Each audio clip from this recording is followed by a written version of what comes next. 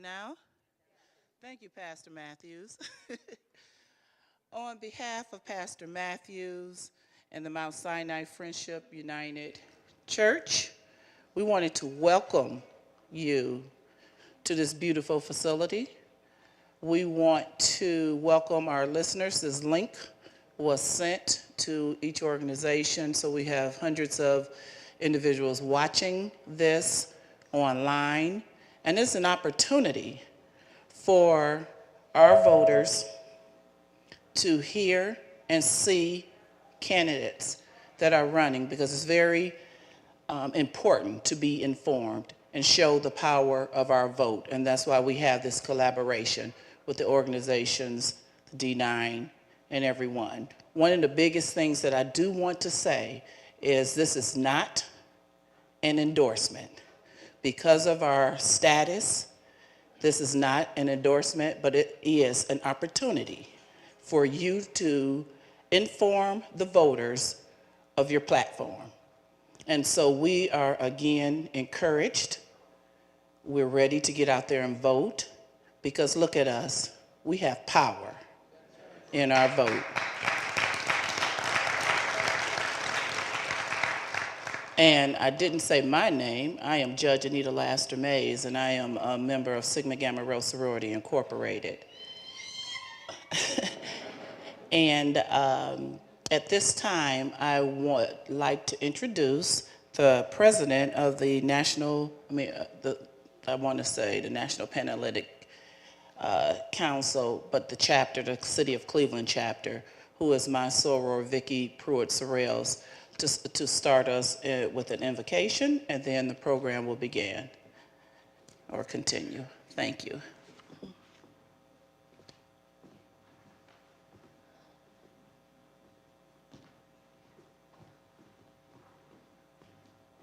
Praise the Lord. Praise the Lord.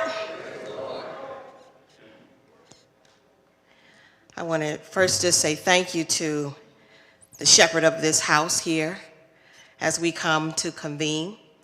And now I ask that all of you collectively, as we come together and we pray. Let us pray. In Proverbs 16:3, it tells us to commit your work to the Lord and your plans will be established. Sovereign Lord, we thank you for trusting us to care today. We thank you, Father, that you have brought us to this place so that we might display our care for others' lives as we remember the commandment to love thy neighbor. Grant us favor today, Father, as we work and sacrifice for one another, so that our policies and those policies that we know that exist in this land today, so that they may be followed. We thank you, Father, that you have come here and that you have allowed us to reflect upon those that have come before us so that we can see each other, so that we can listen to one another, and that we will act with our best intentions.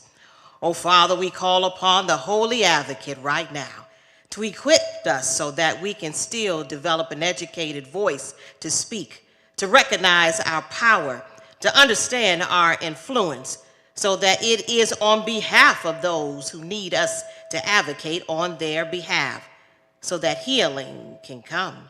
Holy One, we're trusting you to help us to get this right, so that you will be honored and your people will be served, so that you will be glorified. Thank you, Father, right now that you are in this place. We ask that each voice be blessed. We ask also, Father, that we will receive a blessing upon us today that will prick us, prod us, and take us back into the streets so that we might still exercise what's been given, what has earned, what we should be doing, and that is voting.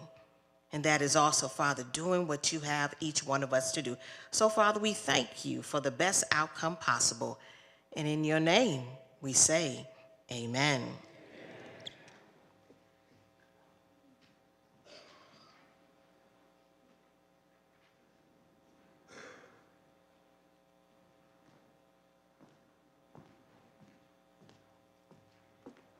Good evening.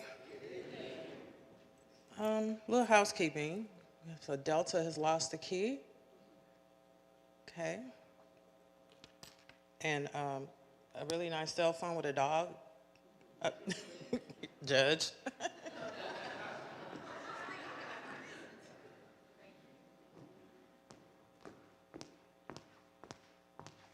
And I have the honor of bringing forth our leadership. We have 15 amazing partners and room to grow. So when I call your name, please come forth. Harold V. Anderson, President, Delta Alpha Lambda Chapter, Alpha Phi Alpha Fraternity Incorporated. Marsha Morrell Smith, President, Alpha Omega Chapter, Alpha Kappa Alpha Sorority Incorporated. Heather Beasley, President, Lambda Phi Omega Alpha Kappa Alpha Sorority Incorporated. You can come on up on the stage. Jermaine Brooks, Polemark, Cleveland Alumni Chapter, Kappa Alpha Psi Fraternity Incorporated, represented by Percival Kane, President, Board of Directors. Grover A. Brown, Basilis, Zeta Omega Chapter, Omega Psi Phi Fraternity Incorporated. Melanie Frazier, President, Greater Cleveland Alumni Chapter, Delta Sigma Theta Sorority Incorporated. Jonathan Wilson, President, Gamma Alpha Sigma Chapter, Phi Beta Sigma Fraternity Incorporated. Pat Jones, Nu Theta Zeta, Zeta Phi Beta Sorority Incorporated. Ashley Thomas, Basilis, Kappa Gamma Sigma Chapter, Sigma Gamma Rho Sorority Incorporated. Wait, I forgot somebody. Shawana Brown, Basilis, Gamma Delta Zeta Chapter, Zeta Phi Beta Sorority Incorporated. Anita Laster Mays, Basilis, Alpha Lambda Sigma Alumni Chapter, Sigma Gamma Rho Sorority Incorporated. Devin Whitmore, Vice President, Beta Lambda Omega Iota Phi Theta Fraternity Incorporated, representing President Brandon Gregory. Vicki Pruitt-Sorrells, President, National Pan-Hellenic Council, Greater Cleveland. Kayla Griffin, President, NAACP. Ruth Price, President, National Congress of Black Women, represented by Vice President Pam Mason. Mario D. Powell, Right Worshipful Deputy Grand Master of the Most Worshipful Prince Hall Grand Lodge of Ohio. And Jewel R. Showers, Grand Associate Conductress, Amaranth Grand Chapter, Order of Eastern Star, State of Ohio. Did I miss anybody? All right, let's give it up for our leaders.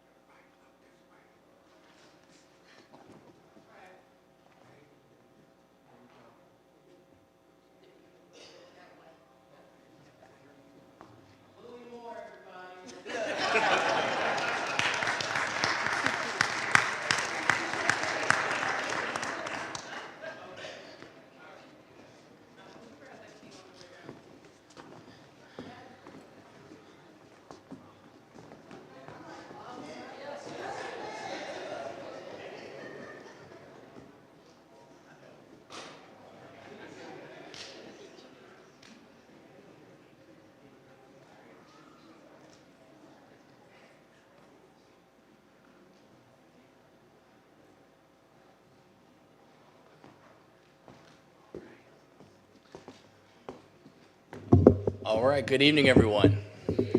Good evening, everyone.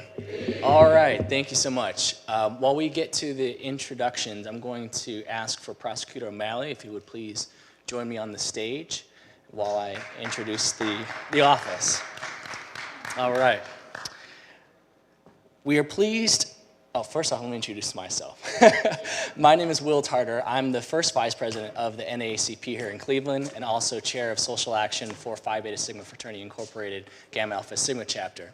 And I'll be moderating this evening's conversation. So welcome, Prosecutor O'Malley. Thank you. And let me introduce the office, and then we'll have a seat and we'll have a conversation, okay? Sure. All right. We're pleased to have with us tonight candidates for the Cuyahoga County Prosecutor's Office. The Prosecutor's Office serves all of the citizens of Cuyahoga County. This office has multiple divisions, including but not limited to the Juvenile Division, Children and Family Services Division, Appellate Division, Civil Division, Foreclosure Unit, Child Support Enforcement, Grand Jury Unit, and Criminal Division. It is one of, if not the largest governmental legal entity in the county. Because of the extensive breadth and depth, this office has a wide-ranging impact on our community. Prosecutors' offices in general, and especially Cuyahoga County, can either be a great ally in dismantling the systemic oppression that exists within the justice system, or it can be an impediment to progress. It can either acknowledge the historical inequities that have existed in the criminal legal system and seek to improve it, or choose to ignore it. How does one balance criminal legal reform, rehabilitation, and deterrence while fighting for public safety, as well as advancing the perception of safety? Tonight, we'll hear from two candidates who agree on some topics but disagree on others. Our goal is for you to leave more informed about how these candidates' prosecutorial philosophy aligns with your personal moral compass. We're first going to hear from Prosecutor O'Malley, and then later in the program, we'll hear from challenger Matthew Ahn. So let's start with Prosecutor O'Malley. All right. We can have a seat or... It's a pleasure to... Woo! It's a pleasure to be here with the Divine Nine today. I'd say the next speakers talk a little bit lower. You know, this race comes down to experience and leadership. Over the last 7 years, the work that I have done both with the County Council in juvenile court leadership as well as the Common Pleas Court leadership has been remarkable. In my tenure, we have established an early intervention center for juveniles, where currently now every juvenile is screened and placed into programming, and we are diverting 1/3 of the juvenile cases that then don't even become charged and go into our diversion program. As many of you know, we've established a diversion center on East 55th for people with mental health and substance abuse cases. Again, first of its kind, but I led the charge for both of those issues. When I came into office, there was 2,200 people in the county jail. Through the work of the Common Pleas Court, the policies I've enacted, we are hovering at about 1,400, 1,450 who are awaiting pretrial detention, and we currently have over 600 people out on ankle monitoring. These are all things that leaders bring. One other thing we have done. During COVID, we kept our criminal justice system going. For the first time, our country in our modern era was faced with a pandemic, and we did a great job of moving cases and keeping people safe. I am proud to be endorsed by nearly every Democrat mayor in the county. Every union has virtually endorsed me, but more importantly, the people in our community, the council people, I've got a vast majority of them as well. And it comes down to communication and leadership. People pick up the phone, they can talk to me, they call me, and they get a response. Community groups call me, they get a response. And again, what it comes down to is 30 years of practice. I was a former Cleveland City Councilman. I represented the Old Brooklyn neighborhood, and I know what it means to be impacted by crime. And we have too much, again, violent crime within our community. Working with my partners, we are quickly apprehending those responsible in an effort to keep everyone safe. Because in the end, that's what it comes down to, public safety. Thank you, and experience. Thank you. Thank you, Prosecutor O'Malley. We can have a seat if you like. Or stand, either one. Okay. All right, we can have a seat. All right. So all across the country in recent years, more prosecutors have recognized that policy decisions and resulting laws have had disparate and negative impact on communities of color in the United States. As such, they've taken steps to mitigate the harm that flows from these laws by using their discretion to mitigate that harm that enforcement of these discriminatory laws have imposed on our community. Recently at the NAACP Founders Day celebration, President Kayla Griffin, who is a member of Delta Sigma Theta Sorority Incorporated, reminded us that the Emmett Till anti-lynching bill just went into law in 2022. The NAACP was founded in part on the principle of working within the system to change unjust laws. As county prosecutor, you'll be faced with enforcing laws that data has shown disproportionately impacts Black and brown people. How will you work to change laws that are inherently unjust?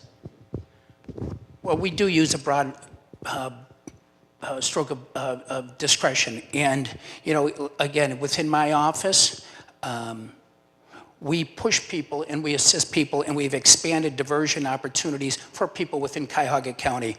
We have been instrumental in the drug court to try to get people rehabilitated. We offer good diversion programs for guns, for other low-level issues. Again, even the Adult Diversion Center, we allow people with low-level felonies, the officers who can arrest people, have the opportunity now where they can take people directly to a diversion center and we don't charge them. Even in the juvenile court, our juvenile intervention center takes felonies 3s, 4s, and 5s, and we divert up to 3s, 4s, and 5s, as well as all misdemeanors. So we have done a great job of offering diversionary programs, because my goal as your county prosecutor is to end the cycle of recidivism, right? And we see too many times both adults and juveniles who do escalate their behavior, escalate it along with the recidivism. So our goal is to get them when they're low level, get them into appropriate programming to end that cycle of recidivism and get them on the right path in life, because the last thing any of us want to see is somebody incarcerated.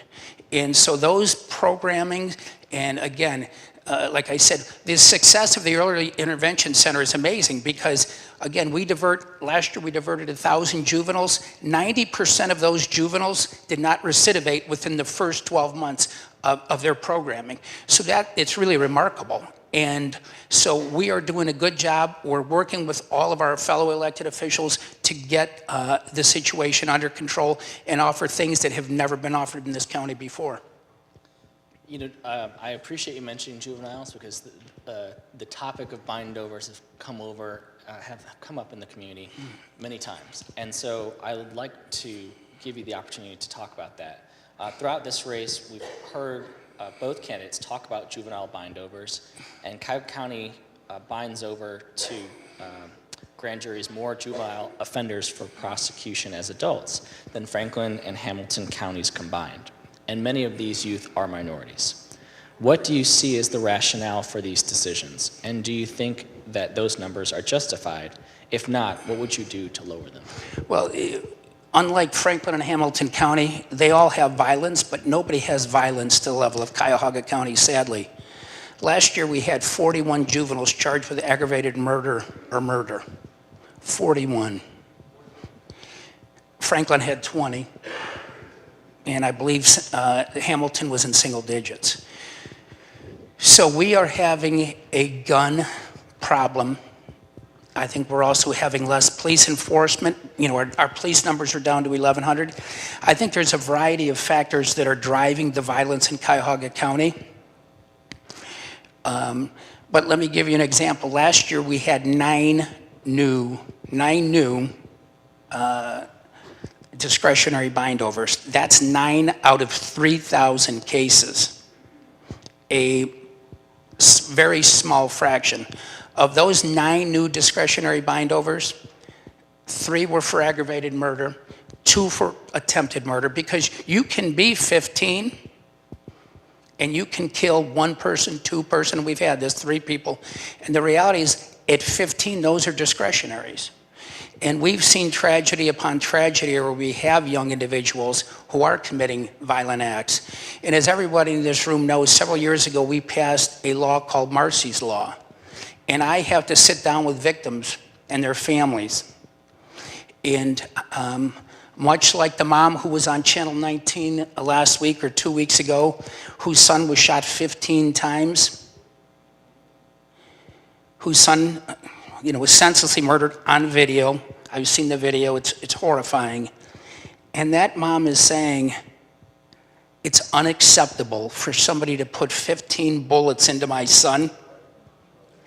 It's unacceptable for somebody to put 15 bullets into my son and have him do 5 years or have him do 4 years. It's just the facts, and we have to respect that. I have to respect the views of victims, and it's a horrible thing.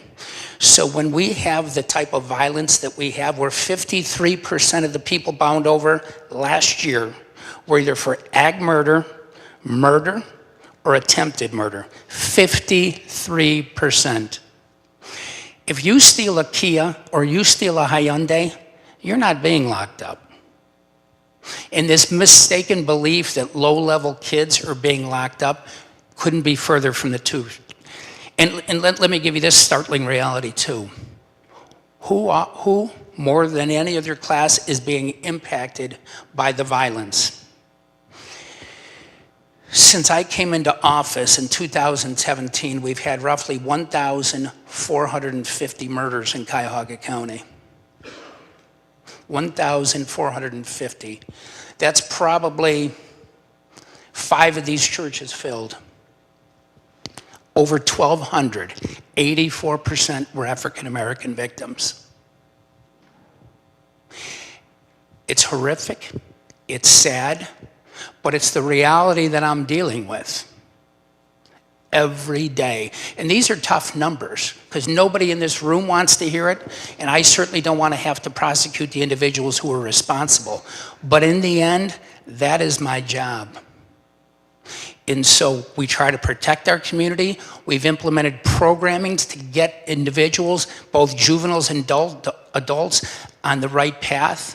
But in the end, I represent the victims of these crimes and their victims' families, and the mom who was on Channel 19 2 weeks ago agonizing over the execution of her 15-year-old son.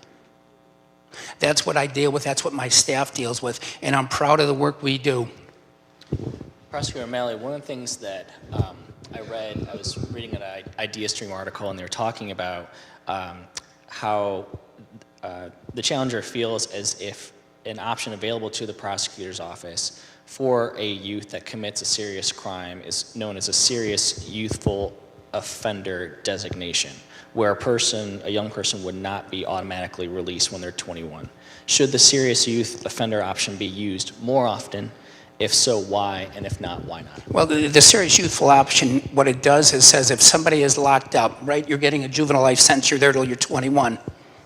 If you somehow act up in the center, they can keep you longer. But if you don't, you get out when you're 21. So the reality is, and even now to even implement the SYO and to get somebody to have violated it is a very difficult hurdle. So the reality is that when you explain these types of options to the family of somebody who was murdered and you say, an SYO option is available, but it means if he behaves himself for the next 3 years or 4 years, he's gonna get out when he's 21. Inevitably, the victims of these murders or attempted murders or these robbery sprees that we're seeing find it unsatisfactory. You know, one of the things you mentioned earlier was diverting people who find themselves charged, and one of the options is drug court. And when we look at some of the disparities, especially for black and brown individuals, there are disparities in the number of individuals who are given that option. And so I'm wondering if you could speak to how to ensure that all eligible individuals who enter the system with similar drug offenses have equal access to the benefits of these programs. Well, let me start by saying, you know, really in the last 4 or 5 years to be charged really with a low-level drug offense is a non-issue. If people think people are incarcerated for marijuana anymore, it don't happen. It hasn't happened for years. And the reality is, even now, to be charged on a low-level case for drugs is more often than not charged because we push back on our municipal prosecutors because, quite frankly, they get better treatment opportunities and they get better opportunities in a municipal court. We don't admit into the drug court. I mean, we certainly sign off, say you're eligible, But here's the difficulty for people to realize. To complete the drug court is a bigger hurdle than to just get sentenced on a drug case. Because if you get sentenced on an F5 drug case, you're going to get probation and you're going to put back on the street. So getting people to want to complete drug court is a much bigger hurdle, because it's easier just to get the slap on the wrist and go out the back door without having to deal with Judge Mattia, because it's just easier. So. Okay. One of the things that I was very interested in is transparency and accessibility to data. And one of the things that I'm very interested in is statistics being available for people who are being prosecuted. Is that racial demographic data available currently on the prosecutor's website? And if not, why not? We don't have a website that has. Oh, all right. Okay, if maybe we could finish that question, and then I can say this: we don't have like a case website. That would be something that the clerk of courts through the county could do. But we don't have a website that has like case data or anything like that. Quite frankly, we don't have that. That would be something that would be through the clerk of courts. Certainly, it's an interesting opportunity, but we don't do, that's like a clerk of court function to have case data. Anyone can go on the clerk of court data and look up cases. You can see the race of the cases on the clerk of court data, but whether they compile that into stats, I'm not aware of, but certainly it's an interesting discussion with Nyla Bird. well, thank you, Prosecutor O'Malley, for the opportunity. It's a pleasure to be here. I'm off to my endorsement meeting with the UAW. Thank you. Pleasure.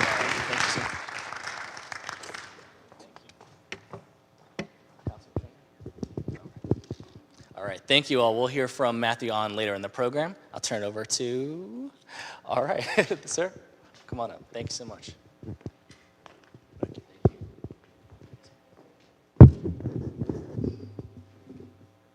Greetings. My name is Grover Brown, and I am the bossless of Zeta Omega Chapter, Omega Psi Phi Fraternity Incorporated.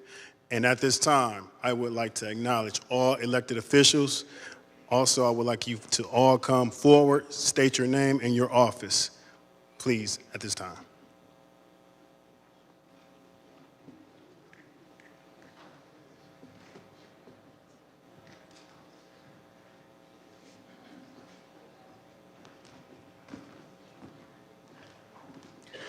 Good evening again, Judge Anita Laster Mays, 8th District Court of Appeals. Judge. Don't leave the stage. Okay. Cuyahoga County Councilwoman Meredith Turner, District 9, Bedford Heights, Cleveland Wards 1, 4, 6, Highland Hills, North Randall, Orange, Pepper Pike, Shaker, Warrensville, and the Village of Woodmere. Ifeolu Claytor, Shaker Heights City Council. Good evening. I am Judge Cassandra Collier Williams. I serve you on the Court of Common Pleas, Cuyahoga County General Division. Thank you. Richard A. Starr, Cleveland City Council, Ward 5. Welcome to Ward 5. Good evening. My name is Judge Allison Nelson Floyd, and I've served you on the Cuyahoga County Juvenile Court now for 24 years. Good evening. I'm Judge Lauren C. Moore. I have served the Cleveland Municipal Court for the past 20 years. Thank you. Good evening. I'm Michelle Kinney. I represent Ward 8, Precinct C as a precinct committee person and executive committee. I'm on the ballot. I got voted for. I'm an elected official. And also, we put people on our Democratic Party ticket, those that are running for office. So my vote matters in the Democratic Party. Have a great evening.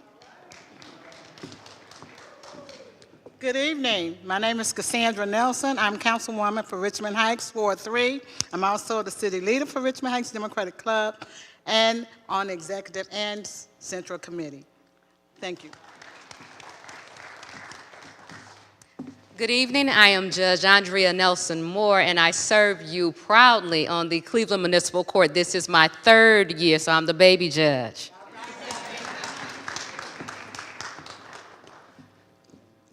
Good evening, everybody. My name is Merle Johnson. I am a member of the Ohio Board of Education, serving in my 8th year, and I will be finished in December. We are term limited. Also, I am the education chairperson for the Cleveland branch of the NAACP.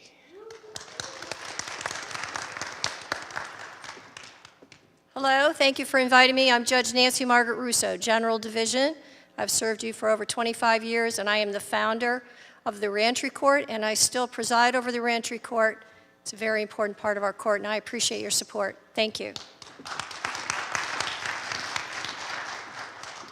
Hello, my name is Jeffrey Saffold. I am a common pleas court judge, and I do everything I can every day to fight mass incarceration. Good evening, I'm Terrence Upchurch, State Representative for the 20th House District. I'm in my 3rd term and running for my last term, and I'm the President of the Ohio Legislative Black Caucus.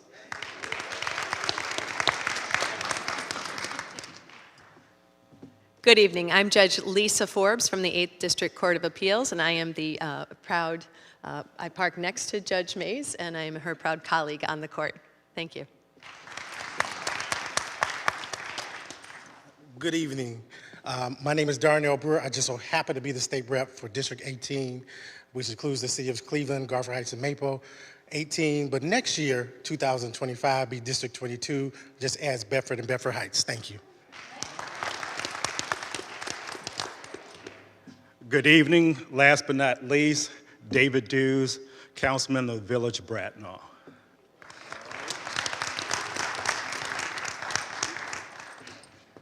Thank you, everyone. Please give them a round of applause.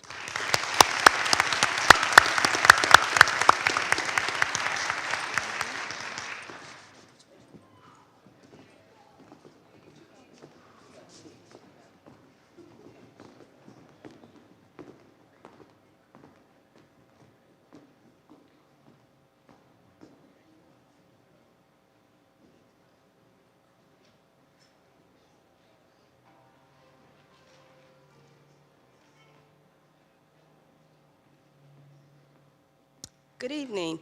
Is Tanya Horn here? No? Then we're going to have... My name is Lenitra Rivers. I am a member of Alpha Kappa Alpha Lambda Phi Omega chapter. And since Tanya Horn is not here, we are going to pivot to Meredith Turner for the gerrymandering issues.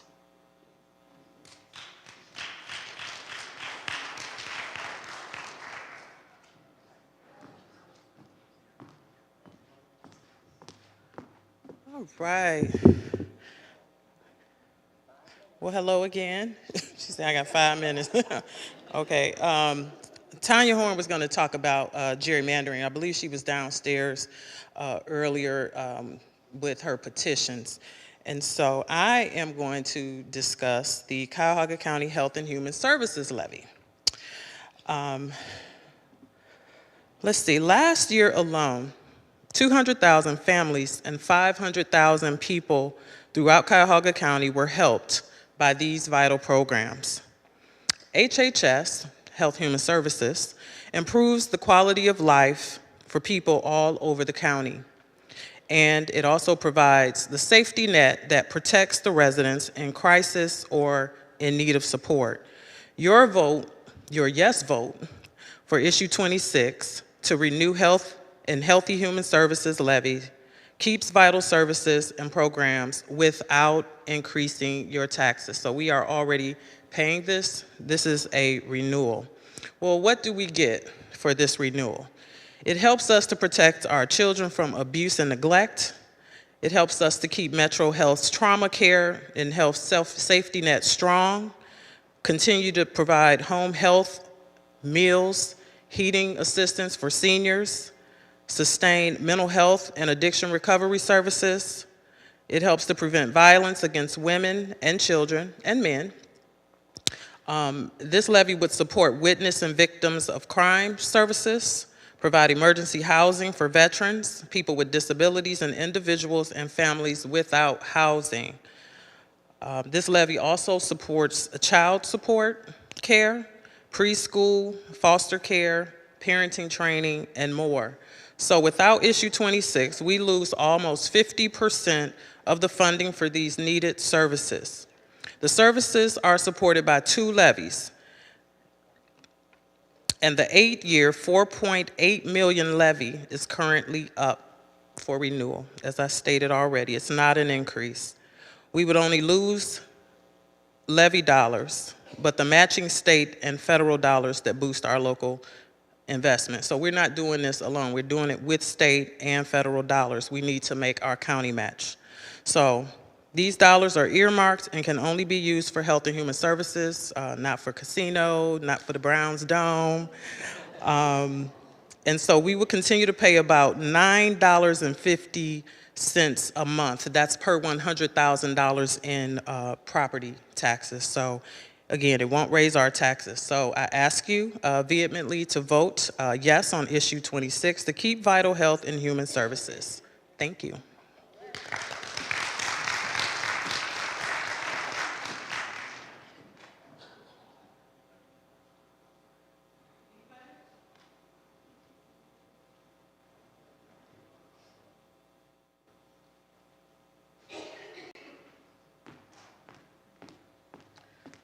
Good evening again. Ife Oluclater of Kappa Alpha Psi Fraternity Incorporated, as well as Cleveland NAACP, and I have the privilege of calling up our candidates. So if candidates can start rising and coming up, Judge Allison Nelson Floyd's up for re-election. Ray Tarasic running for Common Pleas Judge. Jennifer McFerrin running for Common Pleas Judge. Carl Mazzone running for candidate for Common Pleas Judge. If candidates are here, they are welcome to start coming up.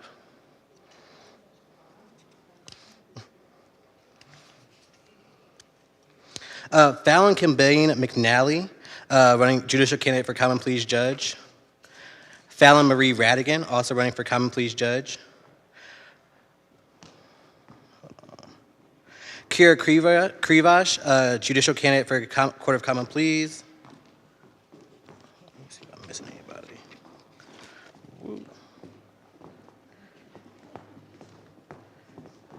And I think I've gotten all the candidates that we have here. If I'm missing somebody, please. Oh, excuse me. Judge Lisa Forbes, running for Ohio Supreme Court.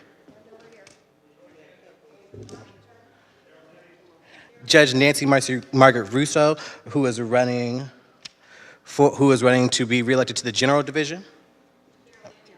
Oh, and Daryl Denny, who's running for Common Pleas Judge. Goodness gracious. Joy Kennedy. See, look, we got some folks who didn't sign in. So you guys can introduce yourselves. You get 1 minute maximum. Good. Judge Moore, come on. Let's start with you. Go ahead. We're gonna go down the line. Good evening, everyone. Again, I'm Judge Lauren Moore. I've served Cleveland Municipal Court for the past 20 years. I am now a candidate for the Common Pleas Court. Blissfully, I am unopposed. I appreciate your support. Thank you very much.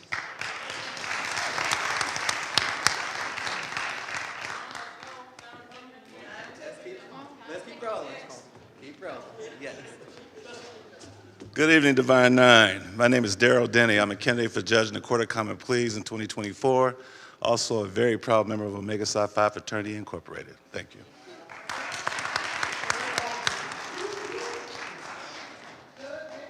I feel like I'm not supposed to be up here. I think this is for the judges, but I am Michael Hauser. I'm running unopposed for Cuyahoga County District 10. That's all of Cleveland, Ward 8, Ward 10, East Cleveland, Cleveland Heights, University Heights, and the city of Bradenton. Thank you.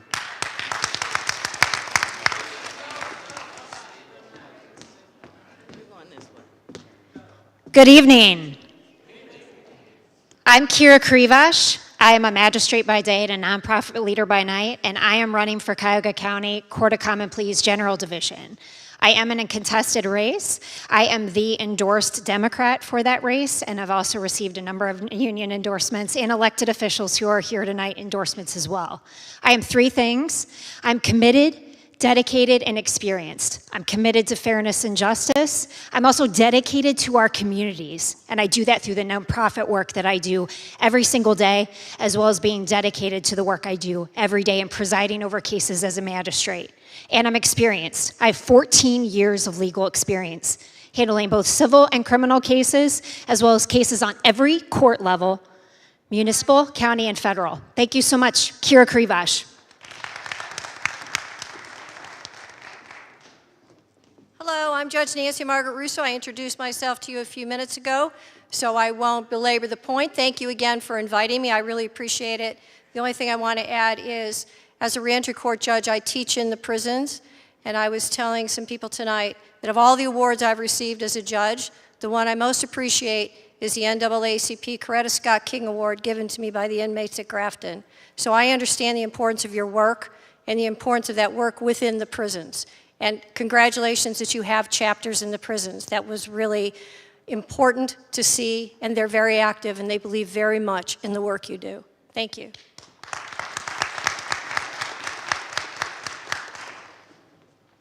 Good evening again, Judge Collier Williams. I am on the ballot this year. I do have an opponent in the general election, not the primary. I do want you to know that I've been your judge since 2012, and I was reelected in 2018 from you, and I appreciate all of your support. I am here as a beacon. I am just the 4th African-American female to be elected to the Court of Common Pleas, and I take that position extremely seriously. I work and I dedicate myself to being fair and impartial and making you proud. Thank you very much.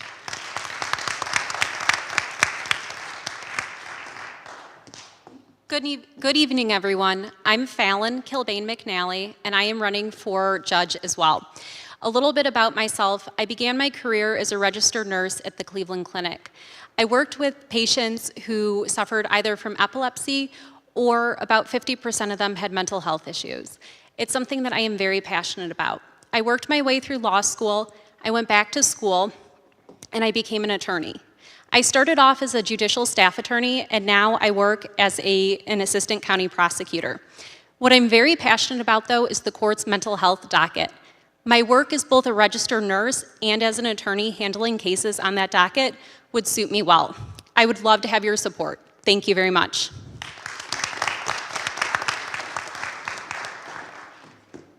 Hello. Good evening, everyone. I am Joy Kennedy. I'm Magistrate Joy Kennedy, and I am running for judge of the Cuyahoga County Common Pleas Court. I bring experience. I'm a licensed independent social worker for the state of Ohio, and I was a criminal defense trial attorney for 17 years with the Cuyahoga County Public Defender's Office. I have been a member of this organization for over 30 years, so I ask for your support March 19th and again in November. I am the endorsed Democrat, and I am unopposed in the primary. Thank you.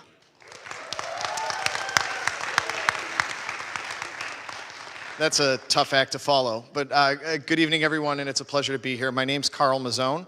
I'm also running for the Court of Common Pleas for the General Division seat that is going to be vacated by Judge Daniel Gall.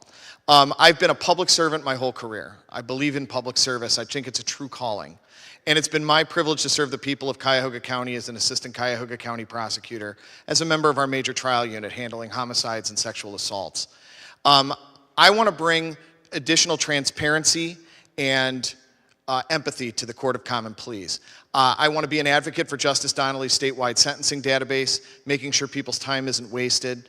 And again, I want to reiterate that I've been endorsed by the Cuyahoga County Democratic Party, Cleveland.com and the Plain Dealer, a number of unions, including the AFL-CIO. I do have an opponent in this race. It is an open seat. But my opponent's been serving the public for 27 years, and I'm asking you folks for the privilege to serve alongside her for the next 2 and for the decades to come. Thank you, everyone.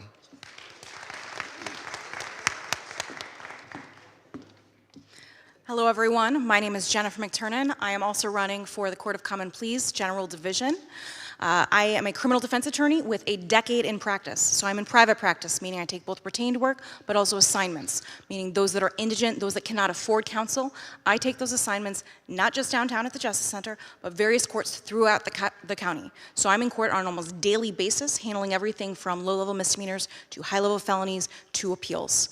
And a couple things you should remember. I am the only candidate in my race that has a decade of firsthand practice and experience in the court that we seek to be judged. the only candidate in this race that has criminal defense experience, the only candidate in this race that is trained and qualified to represent those on Cuyahoga County's mental health and developmental disabilities specialty docket. And just recently, I was the highest overall rated candidate in my race for judge for yourself. So please remember my name on March 19th, Jennifer McTurnan.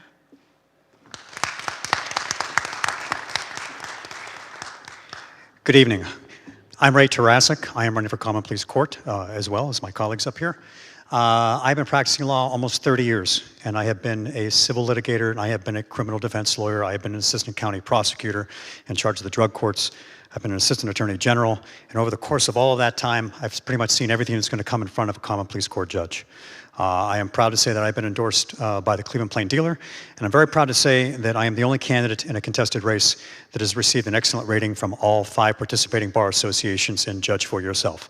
The Cleveland Metropolitan Bar Association, the Cuyahoga County Defense Lawyers Association, the Norman S. Minor Bar Association, the Ohio Women's Bar Association, and the Asian American Bar Association all rated me with an excellent rating. I'm very proud of that. Thank you very much for your time, and thank you for your support. Good evening, everyone. My name is Fallon Radigan, and I am also running for judge in 24 in Common Pleas Court for the vacant seat that's going to be John Tatula's seat. I am currently the director of the Internet Crimes Against Children Task Force. So what that means is I not only prosecute cases with regards to individuals that prey on our kids, I get to go out into the community and educate everyone about the dangers of the internet and how we can protect our children with regards to this pandemic that is happening online. And our kids are scared. I'm 40 years old, and teenagers are asking me how to protect themselves, so I feel like I'm doing something right. I've been a public servant for 14 years, and I will say this, that I go out into the community because I get to go out to the community. I've gone to bail reform forums, I've gone to wrongful conviction forums, and I go to those forums because people want to be heard. And as a prosecutor, sometimes people think that you don't want to see what individuals that are facing come into the courtroom. And there are systematic failures that we see, and I want to stop that. Fallon Radigan, thank you.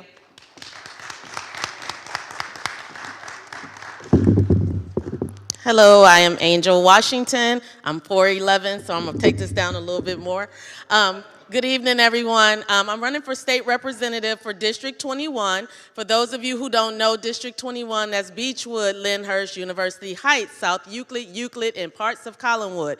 Parts of Collinwood because the district has been gerrymandered so bad. Just for an example, half of my street is not in my district. So that is one thing that I'm fighting for as well as I run for state representative. I am a wife, I'm a mother, I'm an engaged community member, I am a lifelong Democrat, and our district is 60% African American, and I am fighting to represent the district, as well as the district is 67% women. I am the only woman in the race, and I am the only black person in the race, so I appreciate your support in March 19th, sorry.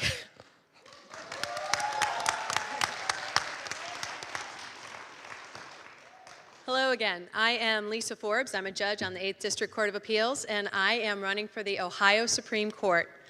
I am the endorsed Democrat in my race, and I think it's important to remember that the Supreme Court impacts everyone's lives on the daily in ways that you may not necessarily be aware of. The Supreme Court is going to be the one that was going to render decisions about which of these individuals you get to vote for your representative, who's going to represent you.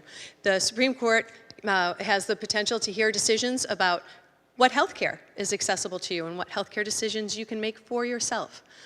So I am running for the Supreme Court so that I can do my part to ensure that the Supreme Court is an effective firewall for our democracy and to protect everyone's rights under the Constitution. I offer you my expertise, 27 years as an attorney, now 4 as a Court of Appeals judge, my community involvement on the working in our community at the Centers for Families and Children, and my work ethic. Thank you. I ask for your vote. Lisa Forbes, Supreme Court.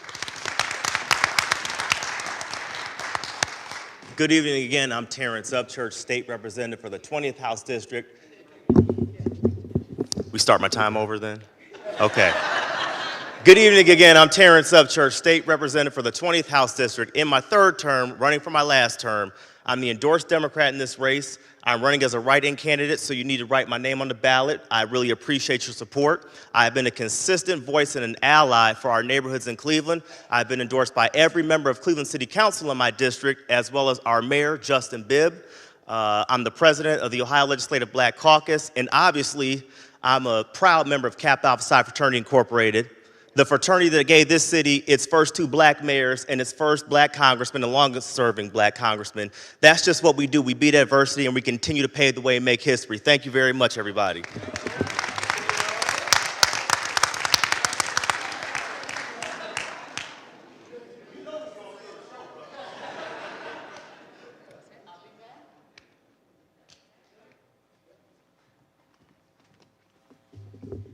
Thank you to all our candidates.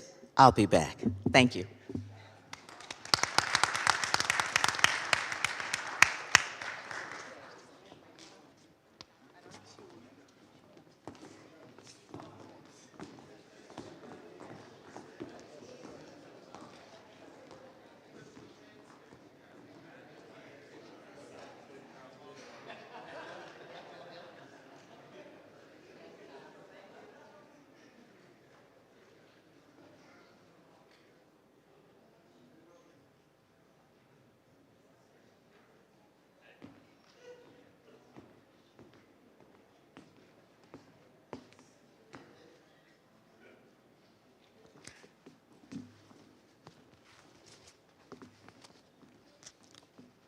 I'm a judge, which is why I'm so cautious.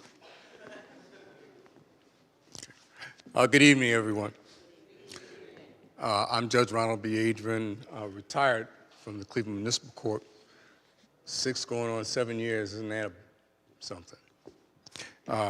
It's my responsibility and duty to speak to you this evening and to introduce to you some of the judicial candidates. I just want to give you a very little overview before I do that, because so many people, even very well-educated people, know so little about the courts. Most of the time, if you say judge, people don't know the difference between a municipal court judge, a common pleas court judge, a court of appeals court judge, and a justice of the Supreme Court, even though those individuals have are the only individuals who have the ability to take your property, your liberty, and sometimes your life, which is why we are going through this exercise with you this evening. At this point, when Judge Nelson Floyd said she'll be back, you didn't know exactly how soon she would be, but it's now.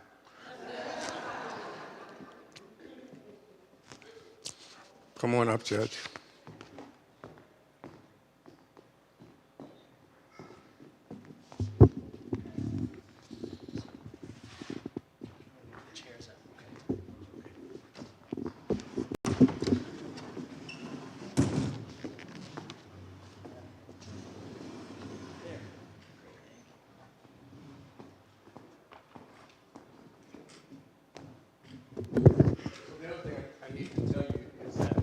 We have this divided up into segments because the way that the Common Pleas Court is elected is by terms of office, which is to say some terms are full terms. Those people are running for a full 6 years. Some terms are unexpired terms. So if someone leaves office early, it's the responsibility of the governor to appoint someone to fill out that term, but at the earliest possible moment, that person has to stand before the people and run for election to retain whatever is left in that term. So we asked all of the people in the 4 races that we're going to talk about tonight to please come and join us and to share with you their judicial philosophy and some information about the courts. Judge Nelson Floyd is going to tell you about her tenure on the bench. We asked her opponent to join us. For whatever reason, he chose to demur and will not be here, which I guess gives me more time to ask more questions of Judge Floyd. So I want to say good evening. Good evening. And to say to you that we ought to start by asking you to give kind of an overview of the jurisdiction of the juvenile court, because a lot of people don't know the kinds of things that the juvenile court is responsible for doing. So why don't we start there? The Cuyahoga County Juvenile Court is a common pleas court. It is a division of that court specifically assigned to juvenile issues. So I serve families and children throughout Cuyahoga County. The type of jurisdiction that we exercise is exclusive to children. So when you're talking about juvenile traffic cases, juvenile delinquency cases, child protection cases, custody and support and paternity actions involving children whose parents have never been married, that includes the jurisdiction of this court. There are times when there are even married families or married couples or couples that are dealing with maybe a probate issue, that those particular divisions feel that the juvenile court is a more appropriate court to handle those matters, and they will from time to time send us the issues involving children before their jurisdictions to be exclusively handled by ours. So, Judge, a little bit earlier there was some conversation about the situation with regard to bind-over, both mandatory and discretionary in Cuyahoga County, and it is a fact that Cuyahoga County binds more juveniles over to be tried as adults before the common pleas court than Franklin County and Hamilton County, which are the two other really large cities in Ohio, combined. I'd like to know from you, since many of those youths are coming out of our community, what you think the rationale for those decisions might be, and do you think that those numbers are justified? And if not, what do you see as the path forward to try to reduce the number of people who are bound over to the grand jury and to retain them in the juvenile system? Ask me the first question again, please. Sure. What do you think the rationale is for binding over so many people to the grand jury? And in terms of charging a youth with a bind-over offense or motion? Yes. I think the first place it begins is with the charge itself. If you are 16, 17 years of age or older and are charged with a Category 1 offense, aggravated murder, murder, attempted murder, involuntary manslaughter, voluntary manslaughter. Those are cases in which the court is required to conduct a probable cause hearing to determine whether or not there is evidence to support the charge and whether or not the charge would be a felony offense that requires transfer. That's just as a matter of law. For those who are 14 and 15 in those categories, those are the discretionary, meaning that the same process applies. The charge, the hearing to determine whether or not there's probable cause to believe that they committed the act alleged. And if that is found to be true, then there are other factors the court is to consider, 6 factors that favor transfer to the adult division of our court. But there are also 6 factors that the court is to consider that disfavor transfer to the general division that they be tried as an adult. It is the jurist who must weigh the evidence at that amenability hearing to determine whether or not in the jurist's discretion, whether we will grant the motion. If we deny the motion, the child will be tried as a juvenile. And so, do you think that the power to lower those numbers resides primarily with the prosecuting authority or with the court? primarily with the prosecuting authority. And I say that because it is the charging instrument that starts the process.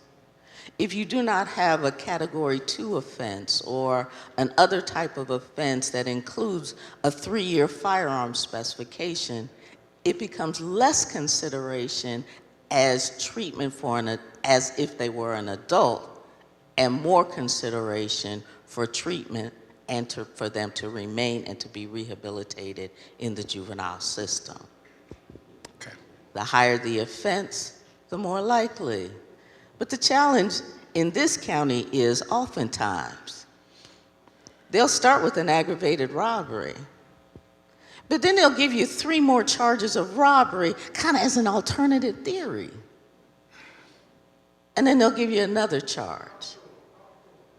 If you don't find the top tier charge and find something less, then the child should remain. But I'm finding that they're appealing those decisions because their argument is there was sufficient enough for the top tier charge, and yet they still presented to the court alternative theories for its consideration. Okay. Lastly, what's your view of the current state of the Juvenile Detention Center? There's been a lot of conversation about the things that have happened there in, of course, the last several years. And do you think that reforms are required to make it a better asset for the youth who are required to spend time there? I think mostly what you're hearing in the news and reporting and what you're investigating and looking at is pre-COVID detention center, COVID detention center, post-COVID detention center. Prior to COVID, we were a detention center that had met the necessary critical requirements, just like a university would meet in terms of accreditation. Then COVID hit. And while crime may not have kept children from being placed in the detention center, the number of staff were not there. Children need supervision and guidance and programming. A bored child, you know what happens when boredom hits. And those things can likewise happen in the detention center. Because then it just leads you to think about why you're here and how you're missing your family and all of those other things that just make you angry and disruptive. So we had to build back staff. We also had to make sure that the county supported our vendor who provides daily mental health services. And we needed to make sure that we got our teachers back from the Cleveland Metropolitan School District in order to staff our school. And we included the community to provide opportunities for children, whether it was a recording studio, whether or not it was a karaoke contest, whether or not it was a 3-on-3 basketball. Children need to remain engaged, even in the saddest of circumstances. In your opinion, would you say that the detention center has gotten back to pre-COVID? And if not, well, just that. Our staffing is up. Our program and our service providers are back in. We have a new superintendent. We need to continue to be diligent in doing the best practices and providing the best services, even for our children that are detained in the detention center. Okay. And it is the highest offenses. There are no misdemeanors in the detention center unless they pose a risk to themselves and we're looking to place them in some sort of residential care. There are few 3, 4, and 5 low-level felony children in the detention center. We are pursuing daily alternatives to detention, secure detention, as a way of maintaining or seeing if they can be maintained in our community. We're out of time. Thank you. Thank you.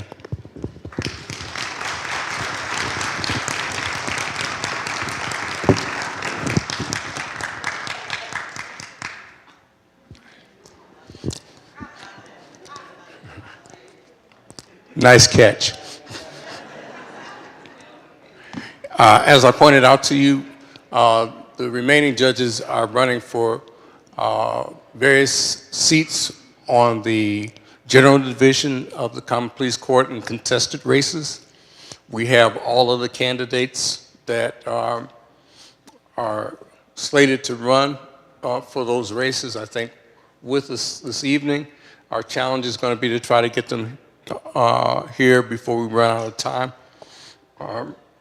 And we will start with the candidates who are running for a full term commencing January the 8th, 2025. Where's Meredith?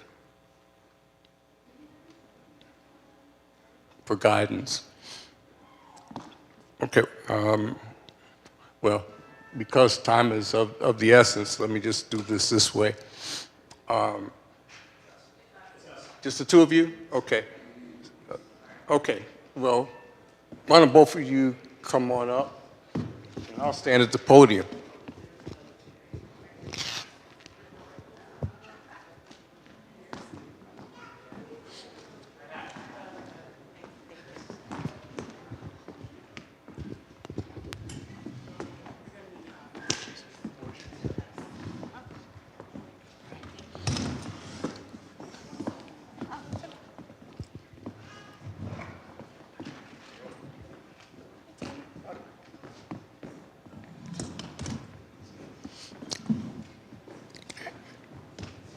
Sure.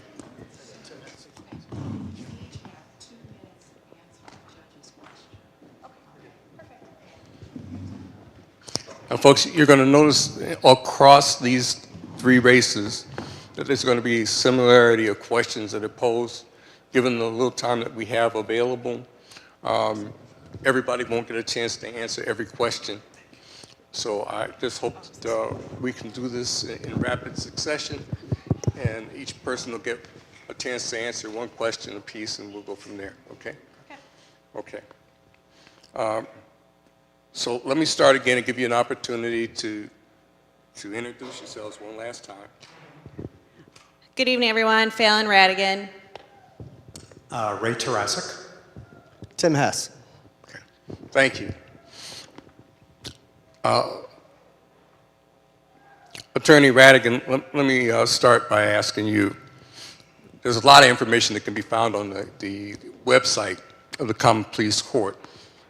However, what cannot be found on the website is any information concerning the racial demographics of the criminal defendants that are charged before that court and how those defendants are sentenced. Former Chief Justice Maureen O'Connor and the Ohio Sentencing Commission fostered a pilot program through which judges could voluntarily provide that information from their dockets. If you had been a judge of the court sitting at that time, would you tell us whether or not you would have participated? And if so, why? And if not, why not? Thank you. I think that is a great question, and I think that I would have participated if I was a judge at that time.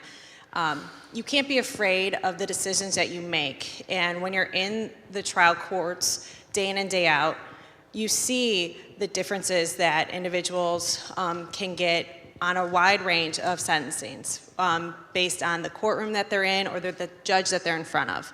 And so you really have to stand by your decision, and you have to look at what each defendant and what type of case it is, and the background of that defendant, and the case, and what the victim wants. And you also have to look at it as if I'm going to send someone to prison, or if I'm asking for someone to go to prison as a prosecutor, I have to be okay with that decision, and I have to justify that decision, and I'm not afraid to do that. And I've not been afraid to do that as a prosecutor. And as a judge, I think you have to make those tough decisions. You can't be afraid of the decisions that you're making, because we're all trying to make our community better. And if someone needs to go to prison, I'm going to tell you why. If someone needs a chance, I'm going to tell you why they deserve a chance and what they need with regards to mental health. Some need counseling, and a lot of individuals are afraid to tell you what they need because of the courtroom that they're in. They're afraid to tell the judge that they have problems, or they're afraid to actually tell someone that they have mental health problems. And I think that's what we really need to fix as a whole and in the justice system, because you should not be treated unkindly because you're in a courtroom. Because we're seeing people on their worst days, we really need to understand what got them there. And I think that's important. And so yes, I would participate, and I wouldn't be afraid to tell someone why I made a decision that I made. Okay, thank you. We're doing good on time, so I may swing back around and ask everybody some of these questions, okay? Attorney Tarasik, if elected judge, what efforts will you commit to immediately undertake to provide more transparency on the delivery of racial demographics of defenders in your courtroom and sentencing? That's the first part of the question. The second is, do you believe that the workforce at the Common Pleas Court reflects the diversity of our community? And does that include the bench? Well, thank you for that question. And I think the first part of your question, I think, goes back to the question that you asked Fallon, as far as being open and transparent as to what your sentencing guidelines are and how you sentence. Because I think it's not only making those tough decisions, as Fallon had mentioned, and not being afraid to make those tough decisions, but also being able to be responsible, not only to yourself and be consistent, but also to the community. The community, you are hiring one of us for this job, and we need to be responsible to you, and we need to be transparent to you. We need to be able to go to you and explain to you why we are sentencing the way we are sentencing, and that they are consistent. And it also keeps us in check as well, if I'm on the bench, and make sure that I am consistent with every single thing that I am doing going forward. I can sit up here and tell you that I will be, but we're all human, and I want to make certain that I keep that promise to you to be consistent as far as that sentencing is concerned. Do I think that the court currently reflects the diversity? That was the second part of your question? No, I don't. I don't. Especially the bench. I think it is very much a travesty right now that we have one African-American male as a Common Pleas Court judge, and I do think that is a travesty in this community. It is not reflective, and I don't think that the court as itself, the administration of the court, is reflective of the community. I do pledge, in my court, should I be elected, that we do reflect the diversity of our community in my court, both within the court itself and getting back out into the community as well. Thank you. Attorney Hess, we all have certain implicit biases. Every single one of us, everybody in this room brings those biases that we've developed over our lifetime to everything that we are and everything that we will be. We can't get away from it. It's just the nature of human beings. How do you deal with your implicit biases, and what specific actions can you take in your judicial role to ensure that you're upholding the Constitution for all citizens equitably and without bias? Well, thank you. I think first, you said the Constitution. I think that's first and foremost.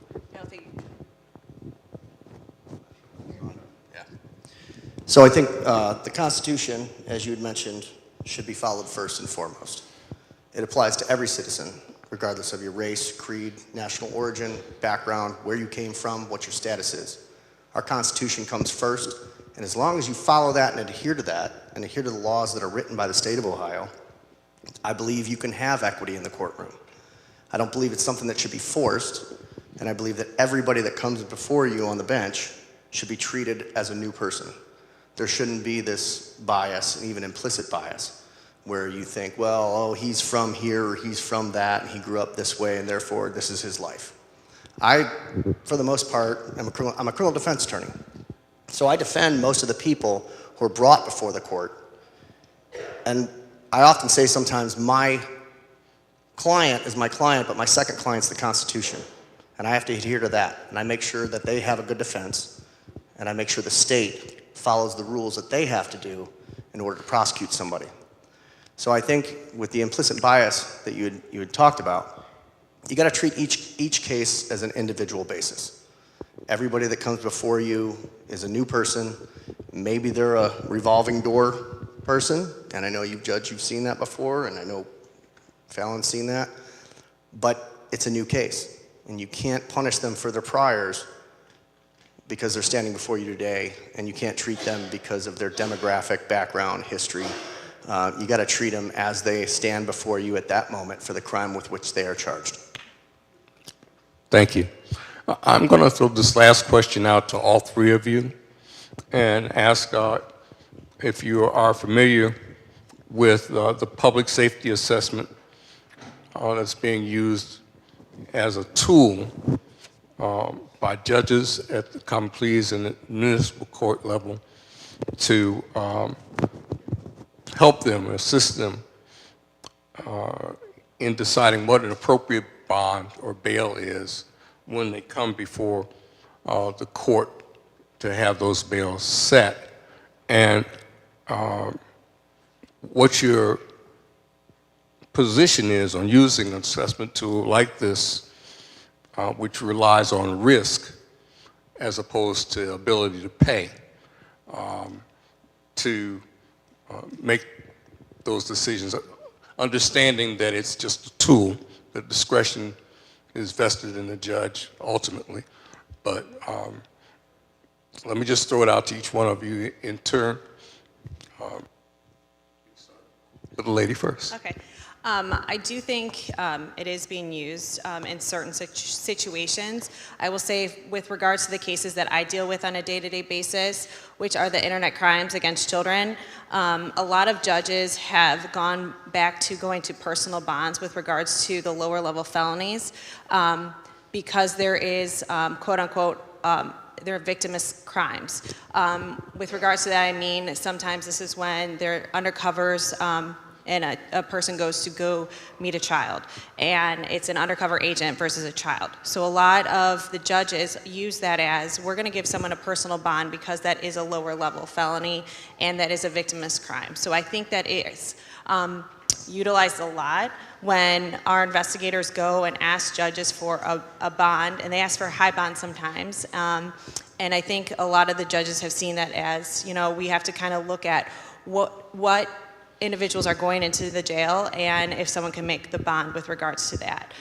With regards to higher level felonies and violent crimes, I think it is kind of utilized as well. However, I think you have to look at the victims in the cases and the harm to the community to see if this individual needs a higher bond or not. With regards to paying or not paying, I don't think it really comes to play. It's really, is this person going to be a danger to the community if they are let out on a bond that is lower than a higher bond?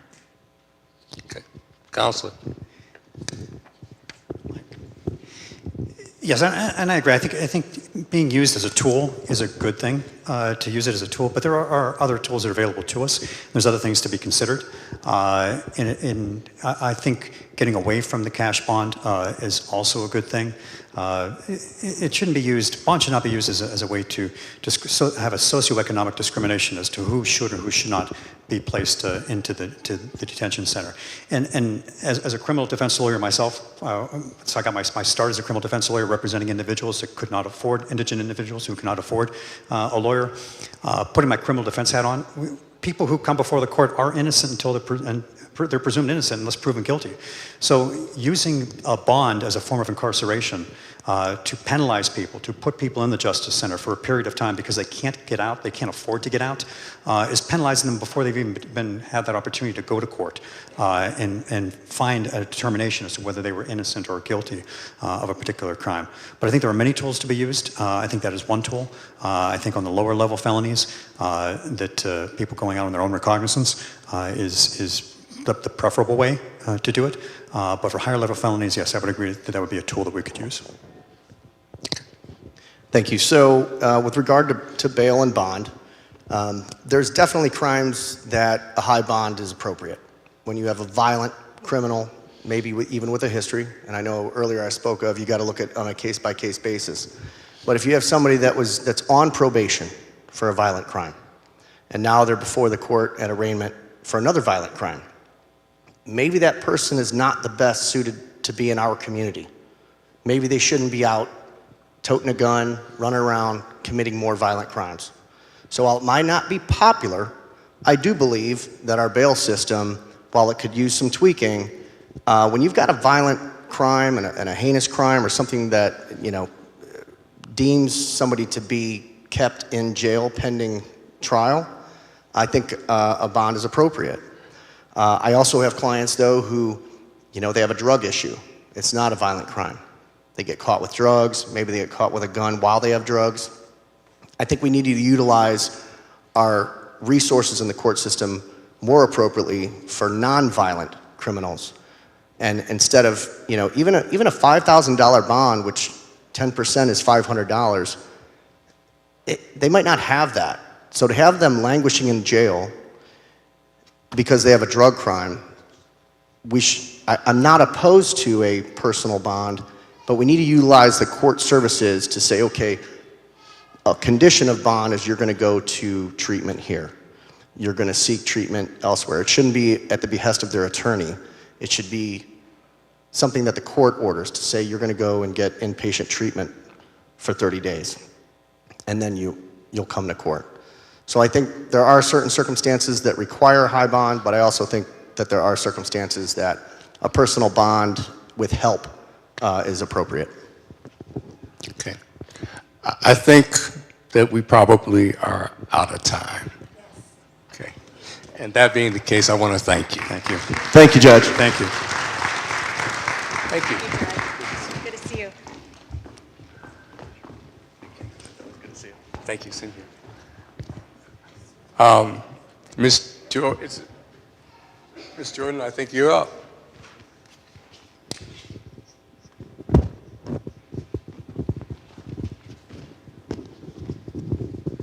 It is my distinct pleasure. Thank you, Your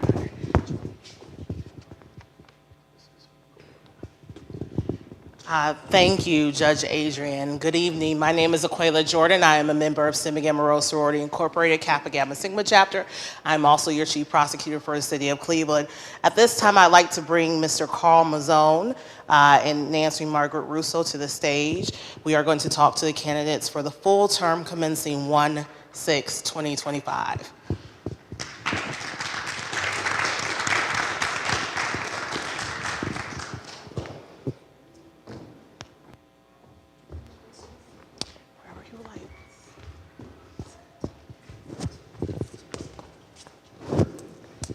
Good evening.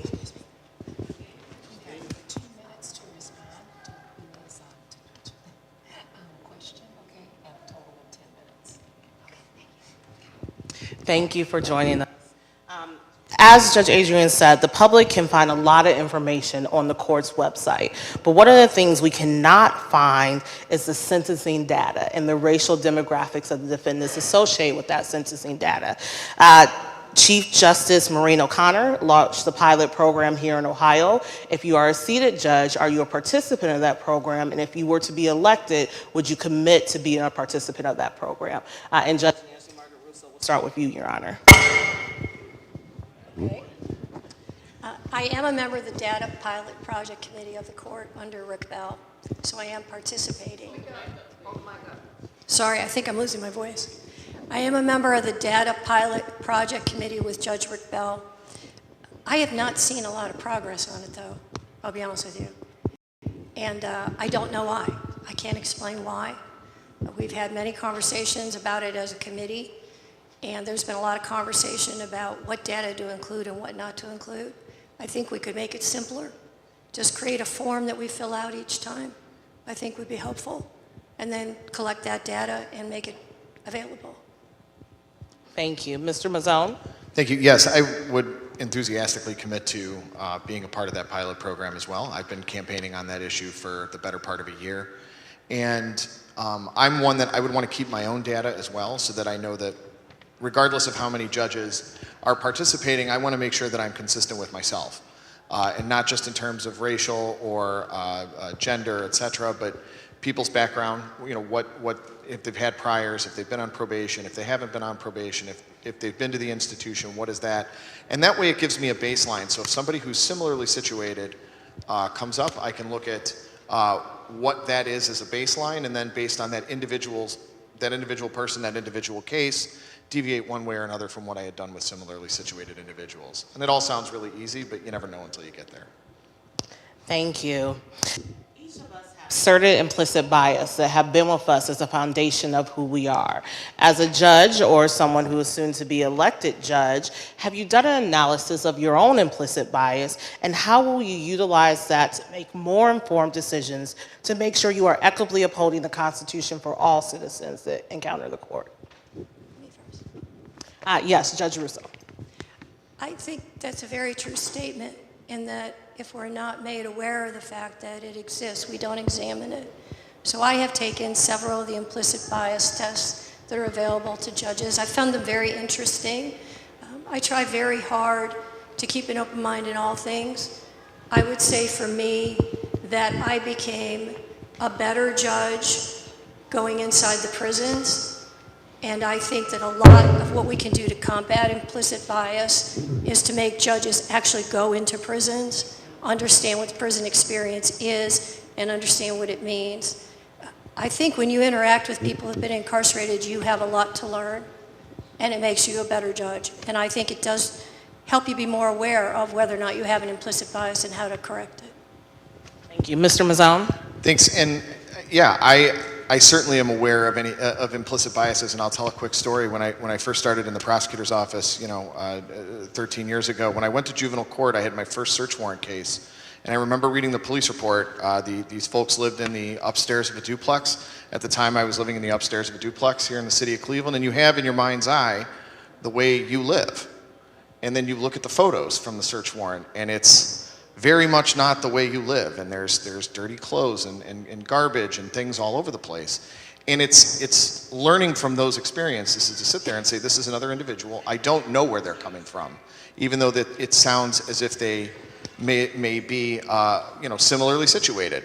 And in dealing with victims and victims' families in the prosecutor's office, we're dealing with the overwhelming majority are people of color. The overwhelming majority are people from the city of Cleveland and the inner ring suburbs.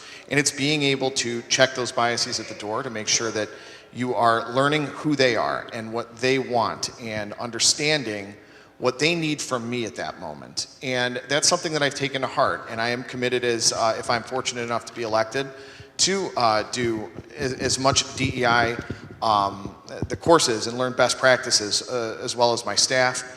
And if I am fortunate enough to be elected, I would be interested in going into the prisons as well and getting to see that aspect of it. And that's something that I would look forward to doing. The public safety assessment currently relies on the risk of reoffense and/or failure to reappear for court hearings. It is a tool that judges can use to assist in determining the appropriate bail in criminal cases. What is your position on the assessment currently in use as a tool for assessing violent and nonviolent offenders when setting bail? And what is your position on bail as it relates to violent offenses versus nonviolent offenses? Judge Russo. The assessment tool, my understanding of the assessment tool, because I've asked about it, is that they only do it for people in jail in our court, which I find to be not very helpful sometimes, because we have people on bail and I don't know how they're coming up with, I'm sorry. I don't know how they come up with the amount. I would tell you that I have been pleasantly surprised, and definitely surprised, and I think it goes back to your question about bias. I have had a lot of people on personal bonds the last few years, and I was worried it wouldn't work, but it has worked. I also think that the judges should be given those assessments when we ask for them, because I asked for bond reduction hearings. I've asked the arraignment room to provide me with those, and they have nothing to give me. And I don't understand why there isn't transparency in the arraignment room. I would also say this: until the prosecutor's office stops over-indicting people, bonds will never be reflective of what the actual crime is. When you indict somebody for an F2, it ends up as an M1. Somebody who's paid a $10,000 bond because it's an F2 has been truly discriminated against. There should be better charging, and the charges should match what could be proved, not just throwing things at the wall.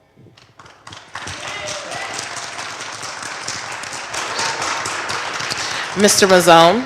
Thank you. I think that the risk assessment tool is something that had to be developed, and like the judge said, I do think it could be utilized a little bit better. As somebody in my practice in the prosecutor's office handling only or just about only homicide cases, the bonds in my cases are necessarily high. And one of the things that I've seen over the last couple of years since the Supreme Court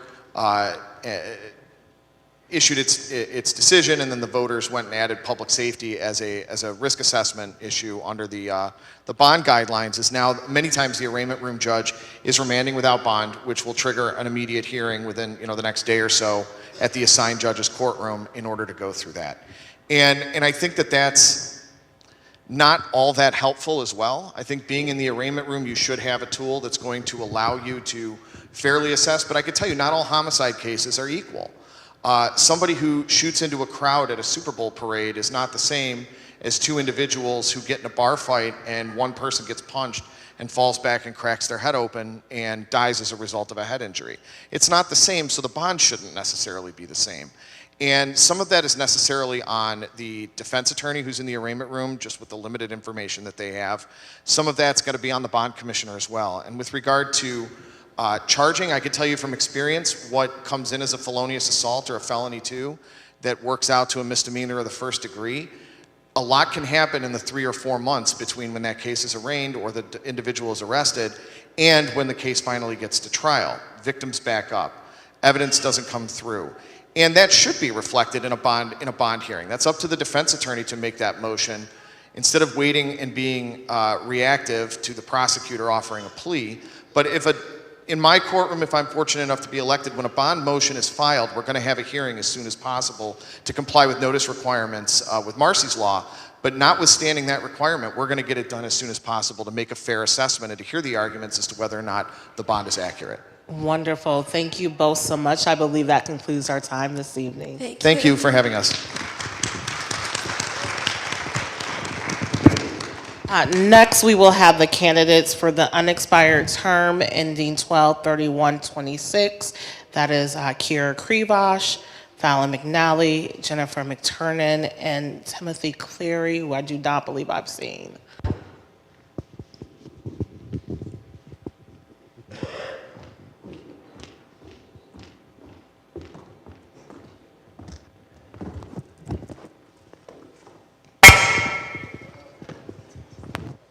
These mics really don't like me today.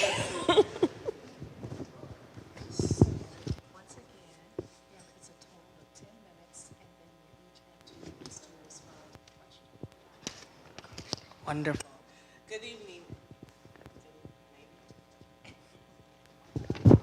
Oh, I'm back on. Good evening, ladies. Good evening, ladies. Thank you for being here with us this evening. Ms. Krivosh, we'll start with you. The public can find a lot of information on the county's website about various information. There's actually a 43-page statistical report, but one thing that report does not include is any sort of information on the racial demographics of the sentencing of the defendants in our criminal justice system. Would you agree as a judge to participate in the pilot program where you would have to disclose the sentences that you impose? Yes, thank you so much. What a great question. I am a magistrate. Magistrates are appointed, not elected. I'm hoping to be elected judge, but I do preside over cases as a magistrate currently right now. And I also am a former board member for the Cleveland Metropolitan Bar Association, and I'm a co-leader for their racial equity in the law. And one of the things that we did when we started off doing that back in 2021 was looking at the sentencing database. And we provided, and I played a key role in working on a hot topic to talk about the sentencing database, the importance of it. We talked with key stakeholders in our area, as well as judges in Florida, which is where it arose out of, as well as Justice Donnelly and some others. So I think it's extremely important to look at data and transparency when we are sentencing. And that's something that has been important to me for a number of years and would be something that I would sign on to as a judge. Thank you. Thank you. Ms. McTurnan, if you are elected as a judge, what effort will you take to immediately include the racial demographics of the offenders in your sentencing courtroom? Do you believe Additionally, the workforce in the Cuyahoga County Court of Common Pleas reflects the diversity in our community. Do you believe it should? And do you believe that diversity is currently reflected on the bench? A lot of questions. I would agree. That is data that should absolutely be kept and analyzed. Generally, I think with the sentencing database, I do support it. I think that the more data we can collect, the more we can show inconsistencies and subjectivity in sentencing from courtroom to courtroom, or even just from within a single judge's courtroom. That said, I do also think that while it's great to utilize the sentencing database to make sure that sentences are consistent, I do also think that there needs to be flexibility so that you can address a case on an individual basis, so that you can make sure that you're getting an individual access to whatever services are appropriate on that individual basis. Trying to remember the other questions. Do you believe the court diversity that should be reflected in our community? And do you believe the bench is currently a diverse representation of our community? No. And I mean, frankly, one of the issues with the court system in general is just public distrust. The first time many individuals are in a courtroom or are speaking to a judge or being introduced to a judge is in a courtroom in front of a judge on a really bad day. And I think that generally, it's not something that's necessarily reflective of their communities. And if they see their communities reflected in the court system, I think that overall the process would be better. That said, obviously, as a criminal defense attorney, I'm interacting at length, with my clients on a daily basis, and I'm in the community. My office is over in the Buckeye neighborhood of Cleveland's Ward 4. I'm interacting with my clients and getting to know them and learning about their histories and their families and their traumas, and I'm, prepared to learn, I guess, more about the communities and interact with them and get into them. Thank you very much.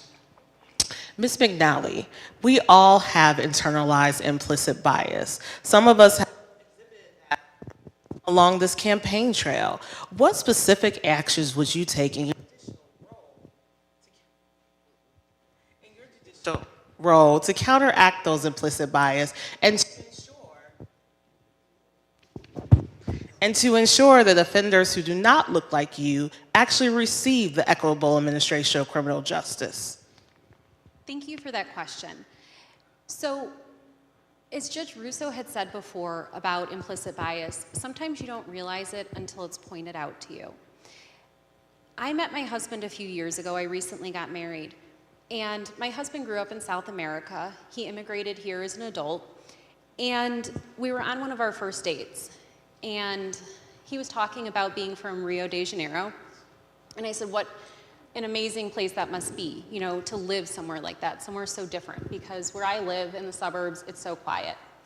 And he said to me, Fallon, you don't realize how lucky you are. You are living the American dream. You get to live in a safe community every day. He said, growing up in Rio, you would wake up to gunfire and you would go to sleep to gunfire. And it made me think. And it really made me realize how blessed I am with my life. And you really don't realize it until you start working within the court system and you see the disparities within our own community. And being aware of that now is something that I think gives me a greater understanding for how I would handle myself in the courtroom, for how I would speak with people and treat people. And I think being open to understanding that people come from different backgrounds, different experiences, but treating everyone with fairness and equality when they come before you. And that's something I would strive to do. Thank you. Wonderful. And ladies, in 60 seconds or less, can you provide a specific example of when you have demonstrated inclusivity in your work in this criminal justice system? Ms. Krivosh, we will start with you. Ooh, that is a fabulous question. Inclusivity, I think I've done that in multiple aspects. One such in being a nonprofit leader. What I do is I take action. And I think that's something that our elected officials and judges can do. For example, during the COVID crisis, we noticed that people didn't have access to PPE. They were jacking up the prices, they didn't have it, people couldn't get it.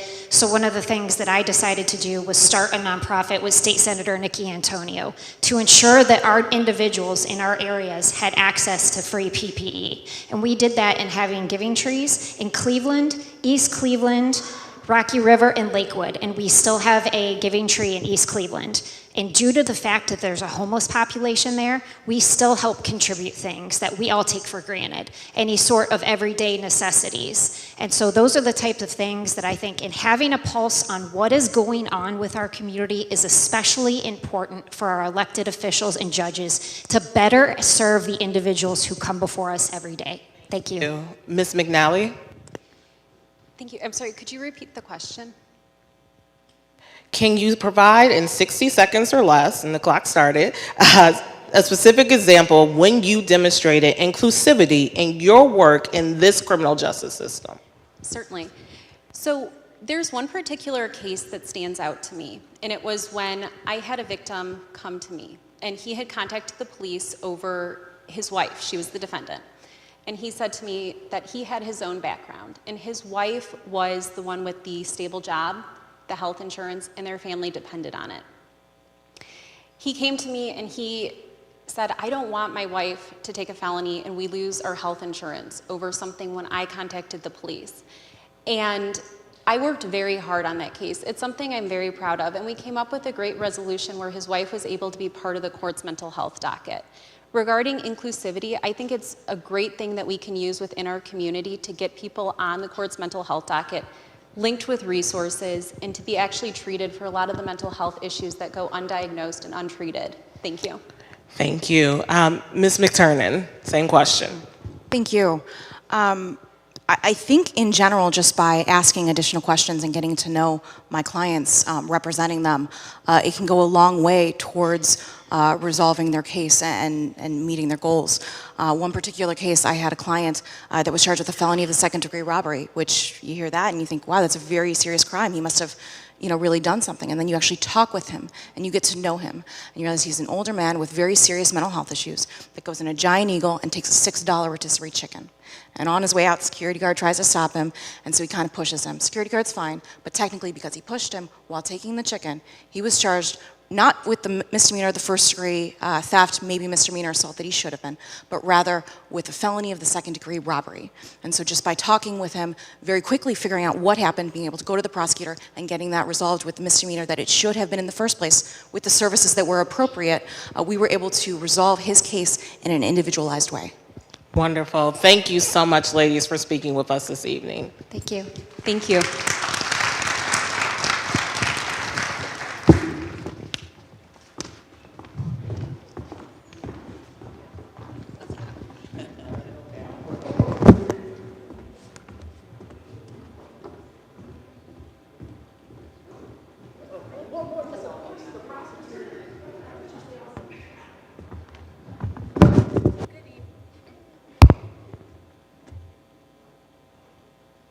Hello? Oh, good evening. My name is Tyler Aaliyah Lawson. I am the co-chair for the Social Action Committee of Delta Sigma Theta Sorority Incorporated. I will be moderating the conversation between our county councilmen for District 10 and District 8.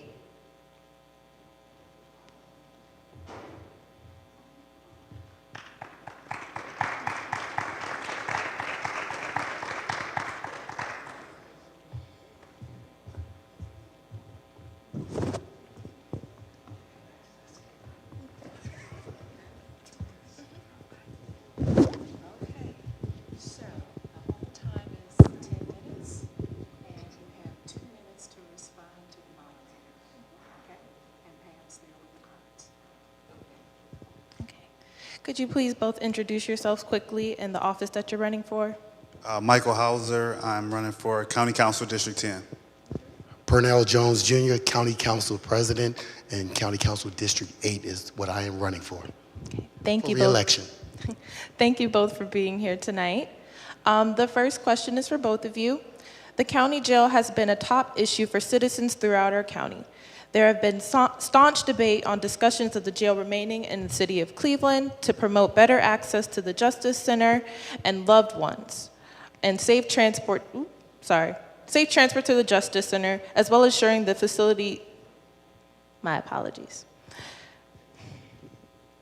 The city of Cleveland to promote better access to the Justice Center, as well as loved ones visiting those housed there. How will you work to ensure the safe transfer of those in the jail to the Justice Center, as well as ensuring the facility itself is as humane as possible? Okay, well, again, thank you for the question.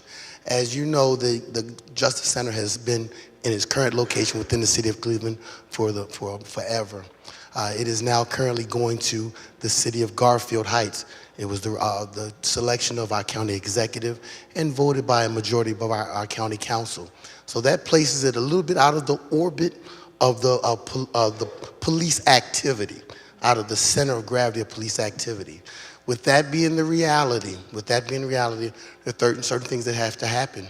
One, we want to make sure that there is sufficient space in the front of the new facility for the RTA to have a turnaround so that we can answer that question and making sure that we have proper transportation to and away at that time.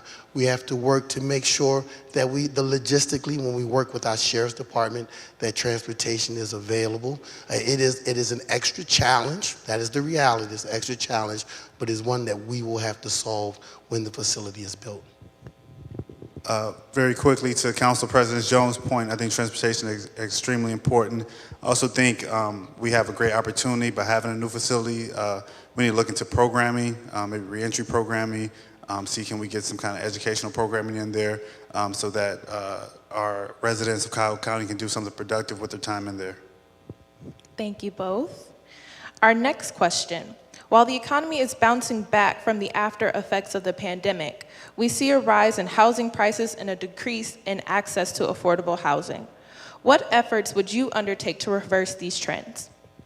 Well, we have worked, our mandate from county government and our charter is to improve the economic competitiveness of this county and to deliver health and human services. Those are our two fundamental mandates. Within that economic competitiveness, having a home is probably the greatest economic opportunity a person will have, an average person will have, to build wealth within their own home. So I am constantly working. We are rehabbing homes.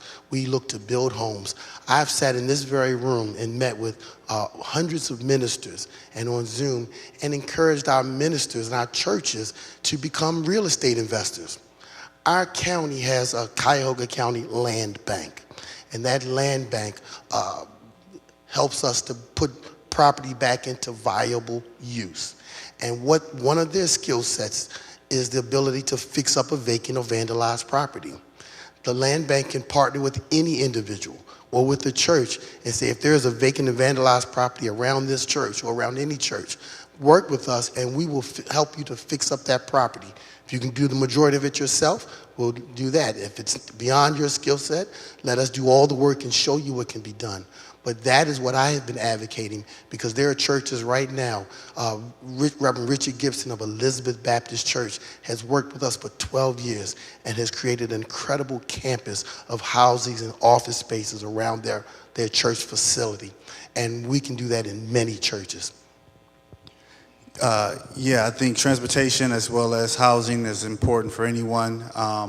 In District 10, we're working with the Land Bank in East Cleveland. We're looking to transform that community. We're looking to rebrand it as Circle East. The Land Bank owns a lot of East Cleveland, and so if we can get affordable housing, then I think that opens up opportunity for people to be successful. And to your point, I think affordable housing is the key. And areas that have blight and abandoned housing, if we can do something and put some county funding in there, I think will be a win for the entire community. Absolutely. Thank you both. Our next question. Even as our economy continues to take an upward turn, many families in Cuyahoga County are still experiencing food insecurities. As the county council person for this district, how will you address the issue of food insecurities? Well, just as I mentioned, our ability to partner with churches or with any entity around fixing a property, everyone knows the reality of your tax dollars going to provide food to the county, to the Cleveland Food Bank.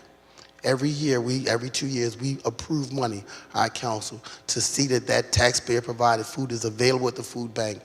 And we partner with churches across this county so that they are available to deliver food to the most vulnerable people in this community, to address food insecurity. That system is in place. Not every church has a food pantry, but they are sufficient to meet the needs of this county.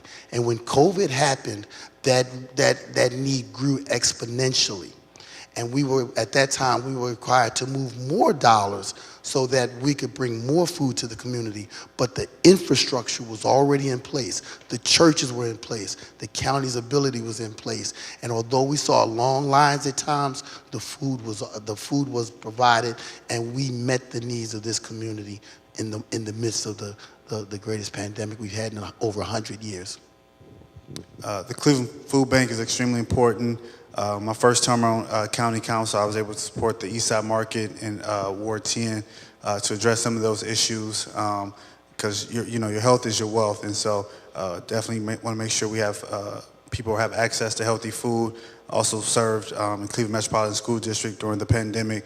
We made sure schools stayed open so that our children and our scholars also had access to food. And so extremely important, healthy food, you have to take care of your body, and it breeds different issues. And so we can stop our health crisis in our community. Thank you. And our last question, the conditions of the Department of Child and Family Services are at oftentimes unsafe. There are a lack of foster families to place children in. Services to parents with children in care are not always sufficient to truly promote safe reunification. Children who are deemed difficult to place are literally housed at the Jane Edna Hunter building. What efforts will you undertake to assist our most vulnerable children and families impacted by foster care?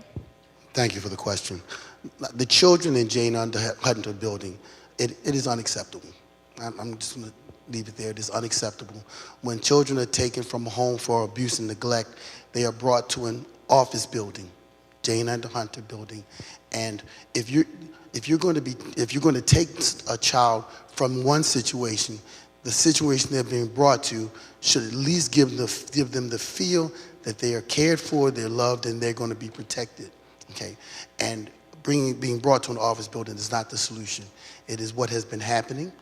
And the work to address that continues and goes on. I'll give you a vision of what I think it looks like. What the ultimate solution looks like is one where they're brought into a home-like setting. A home-like setting, not an office building, but a home-like setting. It could be almost like a nursing home building, but it should be residential. They should be given a room, not a hallway in Jane Hunter, or a room in Jane Hunter. But there should be individuals there skilled to watch them 24 hours a day, 24 hours. The younger children are more easily placed than the older ones. The older ones, it takes a little more time, and they tend to be with us a little longer. And those are the things that we've seen on the news. The reality is hurt people hurt people. They've been harmed, hurt, and sometimes things happen when they're in a situation that is not appropriate, an office building. The work continues. I can't say that it's been solved right now because it has not, but it is the responsibility of our administration and this council to vote in support of the ultimate solutions that we have, but that challenge still continues. It's unacceptable, and I look forward to working with Council President Jones and Councilwoman Turner to create a real plan to solve the issue. I think we're at time. Thank you both so much for being here tonight.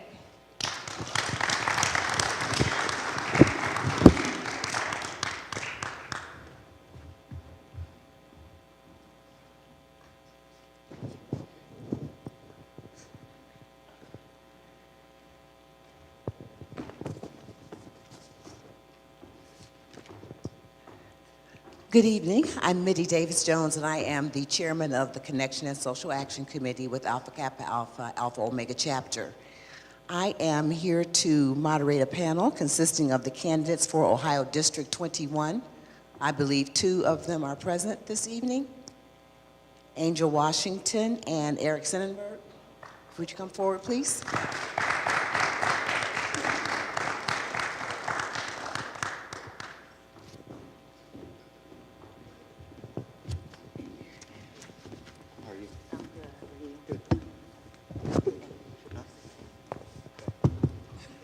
Okay, so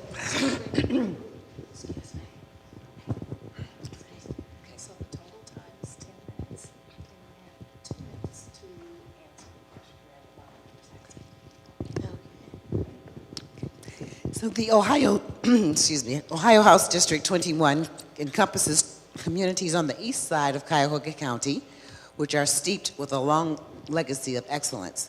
This House District includes communities with strong ties in need of reliable representation.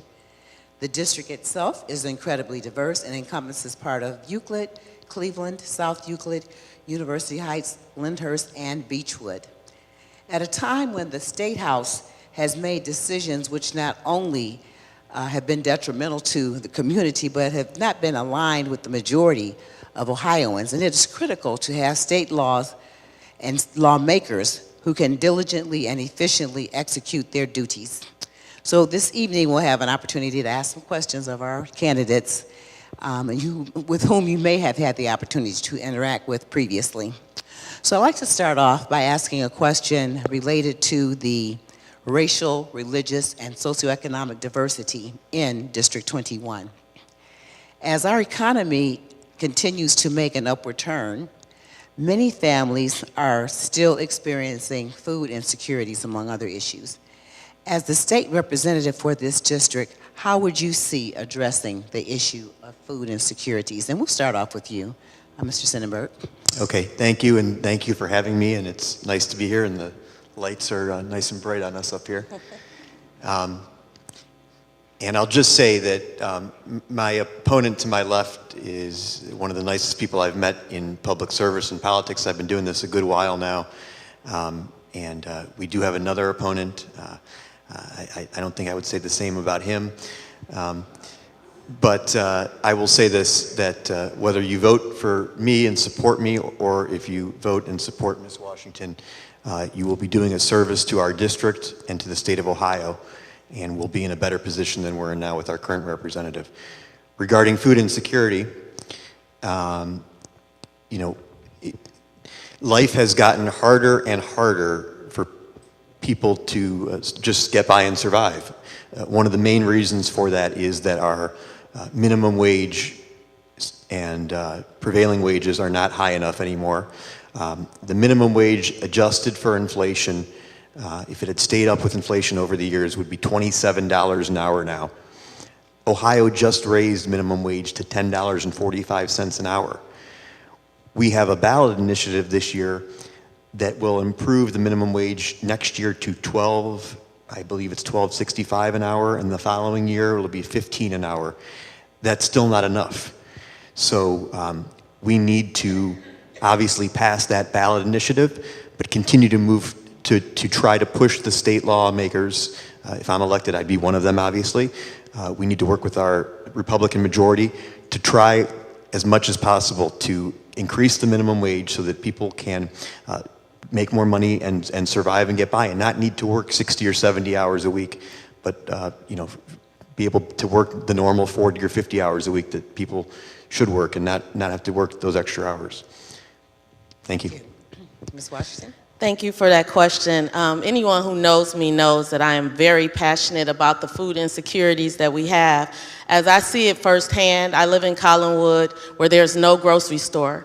There's 7 senior high-rises in that neighborhood where those people have no access to getting to a grocery store. They have been given the option to take a van to a grocery store that's 2 miles away, or they're given the option to go to Dollar General where they've added produce, and that's supposed to be sufficient for them. That's unacceptable. As Mr.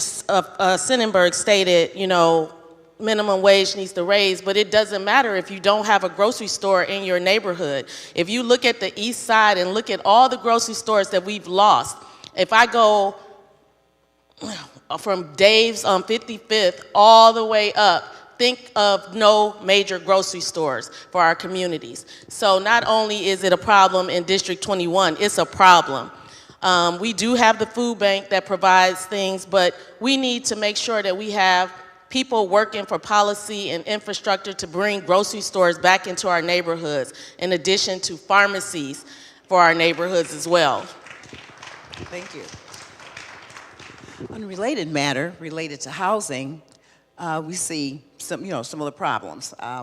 Housing prices are going up, affordability is going down. What efforts would you promote to increase access to affordable housing in your district as well as the state as a whole? We'll start with you, Ms. Washington. Thank you. One issue that I've seen talking to the residents in District 21 is a lot of the senior residents are really concerned with the taxes, housing taxes going up, because as the housing taxes go up, they're on fixed incomes and their incomes are not going up equally. So they're concerned with that they're going to be pushed out of their housing and that they may have to live on the street. So I think that it needs to be some type of consideration for our seniors that live in neighborhoods that we're bringing new developments into that are raising the property taxes and making them feel that they have to choose or try to figure out how they're going to continue to pay their taxes that are raising every year, as well as we need to have some type of programming to bring into our neighborhoods to increase, to be able to allow people to afford housing, because 75% of our district is living in unaffordable housing. Thank you. Mr. Sinneberg? Yes, thank you. So property values in Cuyahoga County have gone up about 33% since 2018. Cleveland.com did a story about that recently. And while that's good for us because that means our values are worth more, it means our property taxes, as Ms. Washington said, have also gone up significantly. And until you sell your home, you can't take advantage of the increase in the property tax values. Further, if you're able to sell, your replacement cost is going to be similarly high. So people are stuck in their homes right now.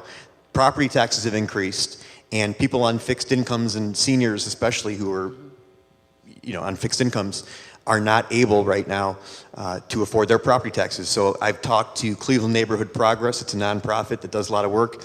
They have a proposal to limit the amount of property taxes based on income that all Ohioans would pay, not just seniors.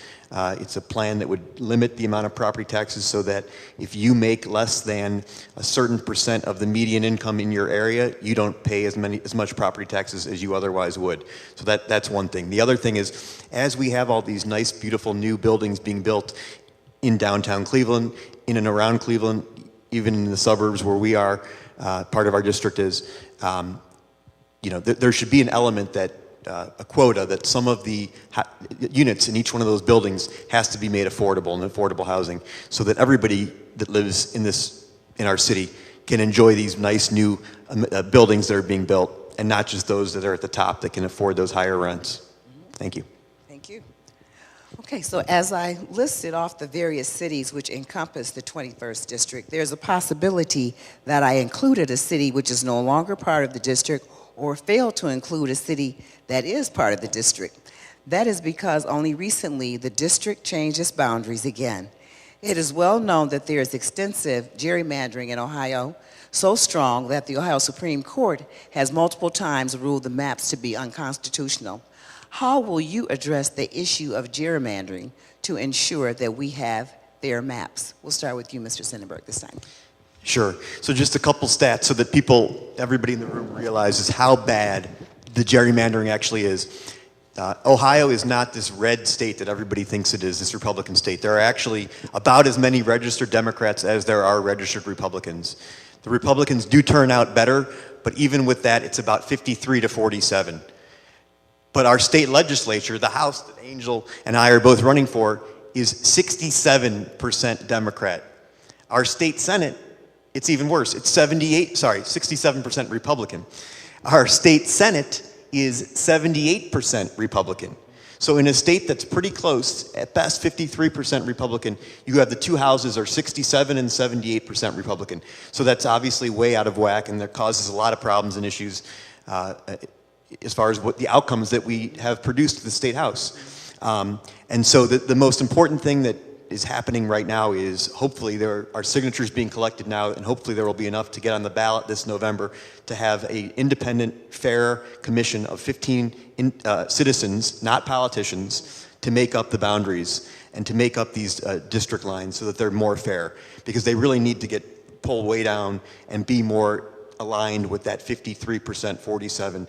And in a good year, if that's the case, we actually could get majority Democratic, a majority Democratic House or a majority Democratic Senate. So the redistricting is the main thing. Inevitably, what's going to happen, because we've seen it now with what happened this past year with issue 1 with abortion, if the redistricting passes, the Republicans are going to be obstructionists next year and try to slow down the forming of that independent commission and try to slow it down and get in the way of it. And so we need to fight next year. That'll be the next fight next year, to make sure that that commission actually gets set up quickly, and that by 2027, thank you. Thank you. I'll just finish what he was trying to say. We need to make sure that that gets passed. It's very important to make sure that that gets passed. As I stated previously when I introduced myself, gerrymandering is real. Like she stated before, in the last election, University Heights wasn't in our district. We had Highland Heights, which has been flopped out with University Heights. Where I live at, half of my street is in a different district. As Representative Upchurch stated, the district changed so bad for him that he now has to be a write-in, because he had to move 3 times just to stay in his district, because they keep redistricting our district. So this is a real problem, because the most important part about this is the voters are confused. They have no idea what district they're in, and it's meant to be a tool for confusion. So we have to get rid of gerrymandering. So if you did not sign the petition, make sure you sign the petition and look for it on the ballot, because this is a serious issue.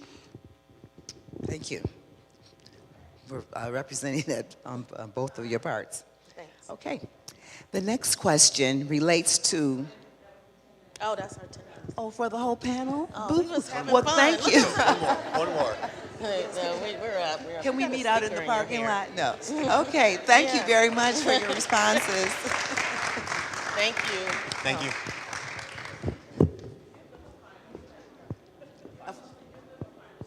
A final statement. Would the two of you like to, excuse me, candidates, we've been asked to give you an opportunity for a final statement if you'd like to make one.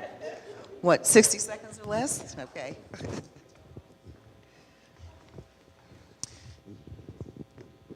Well, first of all, thank you all for being here tonight. I'm sorry I was late. I was at another event, but I'm glad I was able to make it. Councilwoman Turner, thanks for inviting me. Will, good to see you. So, as I said earlier when I started, this is a 3-person race. However, the two of us, you can't go wrong with Angel or I. The third person running in our race is our current representative. You can go wrong if you vote for him, but you can't go wrong with Angel or I. Angel's, I can't say enough good things about her. I've got to know her over the last 3 months. She'd be an amazing representative. Obviously, I have to say something good about myself because I'm up here. I believe I would be a good representative. I've been on city council in Beechwood for 6 years. I'm an attorney. I have a lot of experience. I work well with my colleagues. We've accomplished a lot in Beechwood. I have a lot of ideas, a lot of energy, and I believe if I get to Columbus, I will represent the district well. I will represent Cuyahoga County and all of Northeast Ohio well, and I will be a fighter for our Democratic Party values when I need to be, but when I also need to cross over and make nice with the majority on the other side, I will do that if it's for the benefit of our district and for the benefit of Northeast Ohio. Thank you very much. Thank you all for having me tonight. It's such a pleasure to be here at Mount Sinai. I know it is Mount Sinai Baptist Church. My great uncles founded this church, so it's very privileged to be here tonight, especially during Black History Month, as our ancestors are just speaking that we are exercising our right to vote, so it's so good to see all you guys here today. But I will be the next, sorry Eric, will be the next state representative for District 21. I can't be as modest as Eric because I want this so bad. And I'm saying that because for me, it's not about a title, it's not about a privilege, it's not about a job. It's truly about the people and the passion. And I just want to put my purpose with my feet on the ground in Columbus and fight for my people. I have been a fighter my entire life. I grew up in East Cleveland where I lived in near poverty. I grew up in unaffordable housing. I know what that's like, and I'm here to fight for my people all over the entire district. I have no fear of going into any parts of the district. I understand diversity, and I'm ready to fight for District 21. Thank you. Thank you. All right. Thank you all for staying. I think this is our final panel. We have one more.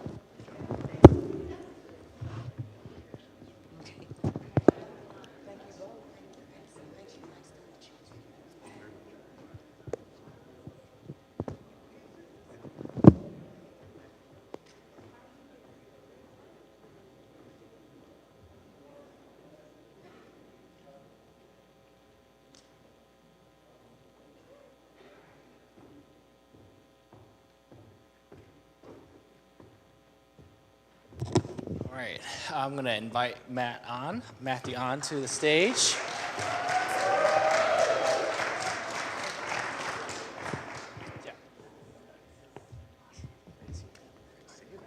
All right, Mike. All right, actually, we're going to move that one over there and use the one. Okay.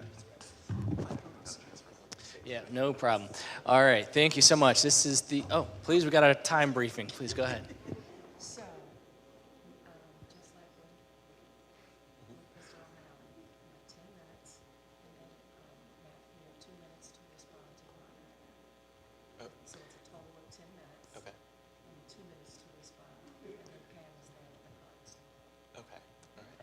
All right, great. All right, so this is the last interview for this evening, and this is for the county prosecutor race. Earlier we heard from the incumbent, Michael O'Malley, and this is the challenger, Matthew Ahn. So Matthew, you're gonna have 2 minutes for an opening statement, and then we'll get into our questions. All right, thank you for sticking around, everybody. How are you doing? All right. Excellent. All right, my name is Matthew Ahn. I am a law professor at Cleveland State with a decade of legal experience across criminal and civil litigation. And I am running for Cuyahoga County Prosecutor because I believe that we can create justice for all. Justice is a lot of things. It's educational security, which I fought for teaching at Tri-C and as a special education attorney. But it's also things like rehabilitation and success upon re-entry, which I help my clients achieve as a public defender. The fundamental truth is that we create justice for all when we think big about what our communities need and when we seek to prevent crime, not just react to it. But unfortunately, the prosecutor's office is not working like that right now. We have an office that tries nearly as many children as adults as the rest of Ohio combined, and 92% of those children are black. An office that has issued more death sentences in the last several years than any other county in the United States. We have an elected official who refuses to understand the data and the research behind preventing crime. We have an elected official who pursues policies that worsen racial disparities and make us less safe. We have an elected official who sees fit to blame anybody but himself for the rise in crime that we have seen under his watch. This is not the behavior of a strong leader. It is a crisis of leadership. We are at a breaking point here in Cuyahoga County, and instead of re-electing the same thing we've seen for the last 20 years, we can do better. That's why, as your prosecutor, I intend to target the crimes that harm our community, to build an office in the people's interest, to work to break the cycle of trauma, and support rehabilitation through services. That is justice for all. It's what our community has been asking for, it's what our community needs, and it's what our community deserves. So I hope that you will consider me, Matthew Ahn, and that's spelled A-H-N, in March 19th's election. Thank you very much. All right, thank you. All right. Thank you, Matthew. I'm going to ask you very similar questions to what I asked the prosecutor earlier. Across the country in recent years, more prosecutors have recognized the policy decisions and laws have had a disparate and negative effect on community of color in the United States. And as such, they've taken steps to try and mitigate the harm by using discretion to mitigate the harm and the enforcement of those discriminatory laws that are imposed on the communities. And just recently, our NAACP president, Kayla Griffin, mentioned that the Emmett Till anti-lynching bill just went into effect in 2022. As county prosecutor, you'll be faced with enforcing laws that, as you just mentioned, data has shown disproportionately impacts black and brown individuals. How will you work to change the laws that are inherently unjust? That's a great question. I've thought about this issue quite a bit, both in practice and as somebody who teaches a critical race theory course at Cleveland State. Now, we have a lot of unjust laws on the books that are currently being enforced by our incumbent prosecutor. For example, we know that the death penalty is subject to severe racial bias. If there is a white victim in a case, somebody receives the death penalty at a substantially higher rate than if there is a black victim.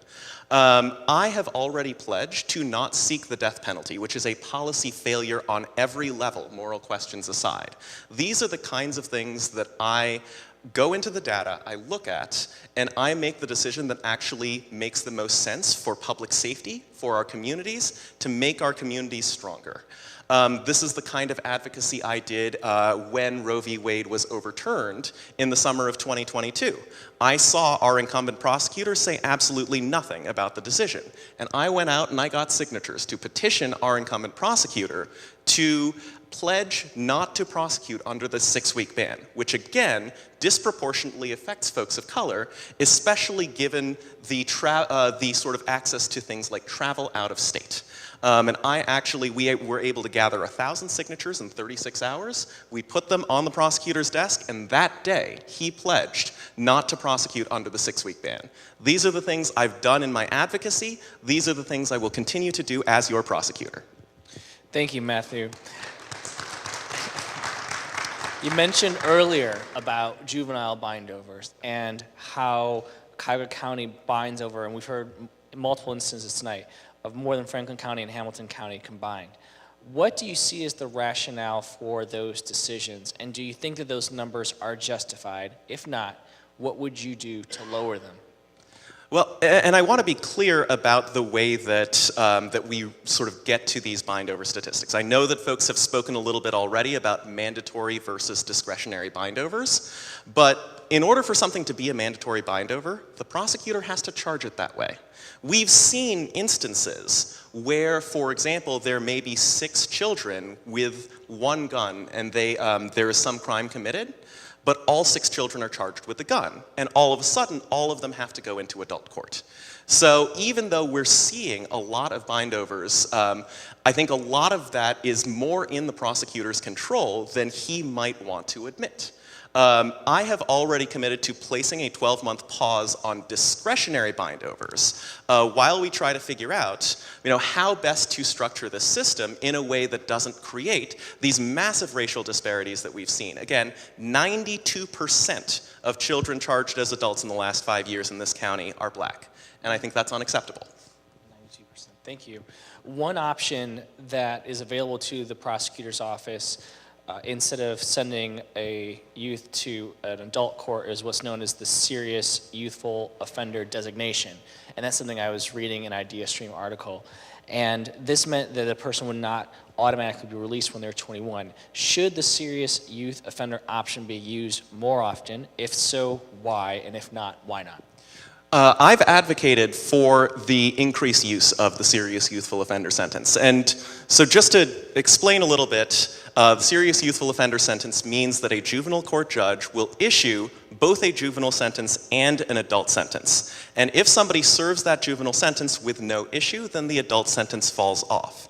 In other words, compared to a child going directly to adult court, it gives the child one additional chance to put their life together and try to become a productive member of society at no additional risk to public safety. And so in a court where the stated purpose is to make sure that these children don't come back into the criminal justice system. Why would we not take that chance when it is available to us? And I want to note, by the way, that this is a policy that even some of the most conservative Republicans in our state legislature are trying to espouse. There's a bill that is likely to be introduced relatively soon by a very conservative Republican lawmaker to eliminate the mandatory bind-over entirely and to rely solely on the serious youthful offender sentence, because it is supported by the data as a better way to try to rehabilitate children. Children moved into adult court are 34% more likely to commit another crime upon release as compared to children who are kept in juvenile court. And so this is something that there is bipartisan agreement on, except from the incumbent prosecutor. And so that is a huge difference between his approach and my approach. Thank you, Matt. And one of the things that was interesting that we talked about earlier was about drug court dockets. And anecdotally, for black and brown individuals, we don't necessarily get the same, let's see, I don't know what the word is, but to utilize drug court as often, perhaps, to proportion of the arrests and for drug offenses. If elected, how will you act to change this disparity and ensure that all eligible individuals who enter the system with similar drug offenses have similar access to the benefits of these programs? That's a great question. I think there's a structural issue here. The county's own data tells us that 63% of the folks who are in our county jail have some kind of substance abuse issue. There is simply not enough specialty dockets in the Court of Common Pleas to handle the massive demand for the kinds of services that we need, which is why what we need is an increased focus on diversion. I know you've probably heard a little bit about the Adult Diversion Center that opened 3 years ago, but over the last 3 years, from the time that that diversion center opened until the last quarterly report in November of last year, there have only been 117 people taken to the diversion center in lieu of an arrest. Everybody else who has used the diversion center was not at risk of being arrested. If we want to be serious about tackling these sort of systemic substance abuse issues, we have to make far greater use of diversion, even when folks are charged with crimes, or rather at risk of being charged with crimes, and potentially even after they're charged with crimes. We want to provide as many off-ramps as possible for folks who could benefit from those services. Right now, that's not happening. All right. Get the transparency? No? Okay. Well, thank you, Matt, for the opportunity to speak. Thank you for having me. Thank you for sticking around.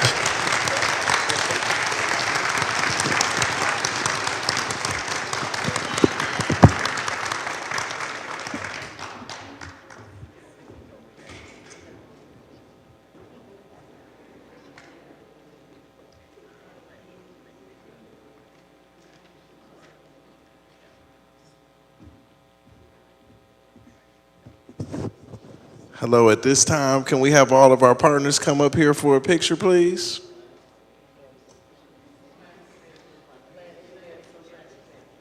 And the committee?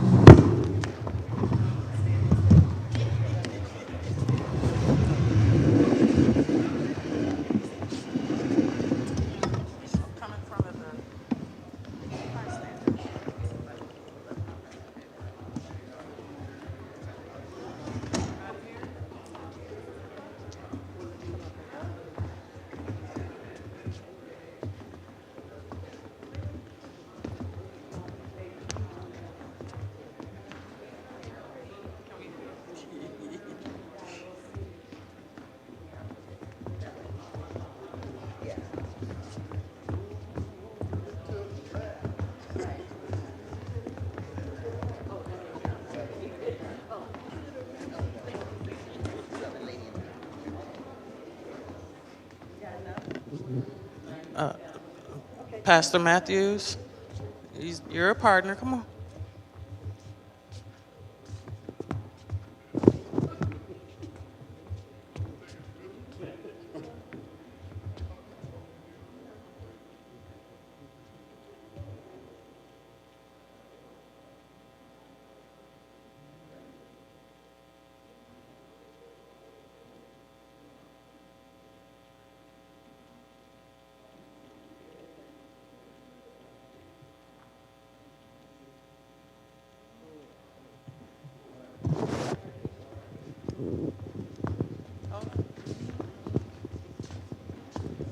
At this time, I just want to thank everybody for coming out. Before we adjourn, I want to thank my partner, Meredith Turner, and helping me coordinate and pull all of this together.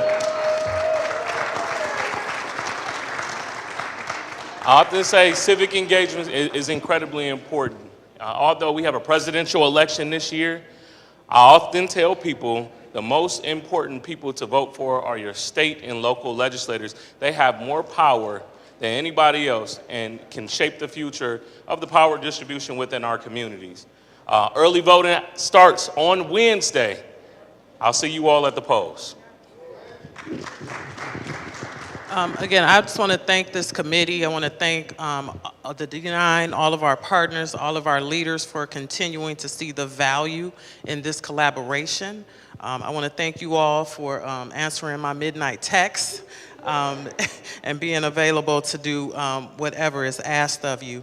History teaches us that unity is strength and cautions us to submerge and overcome our differences in the quest for common goals, to strive with all our combined strength for the path to true African brotherhood and sisterhood is unity.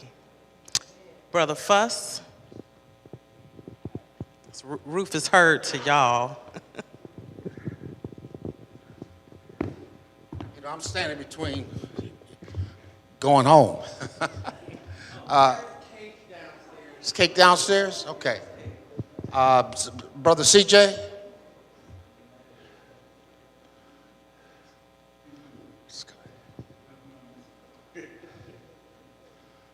I'd like you to do the benediction.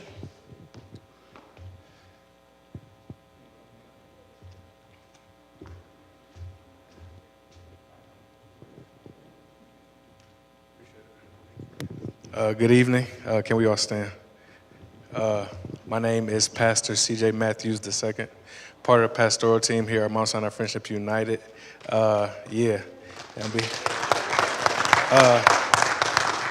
Before we pray, I just want to thank each and every one of you for making this such an amazing night and all of the work that you do. Let me just encourage you. You all are necessary. Amen. So give yourselves a round of applause. A lot of people are gone already, but it's still enough of us in here to take an offering. No, I'm just playing. I'm just playing. Let's pray. Let's pray. Dear Heavenly Father, thank you so much for this day, God. Thank you so much for this gathering, God, as we continue to seek the work of justice, God, and equity, God, and just to fight for your people, God. As every person that is under the sound of my voice, God, continues in this fight, God, I just ask that you encourage them, God, that you lift up their spirits, that you would just re-energize and give them the strength and the hope and the wherewithal to continue to run the race that you have set before them. As we prepare to leave this place, God, I ask that you allow each and every one of us to get wherever it is that we're going safely. In Jesus' name, everybody said, amen. Amen.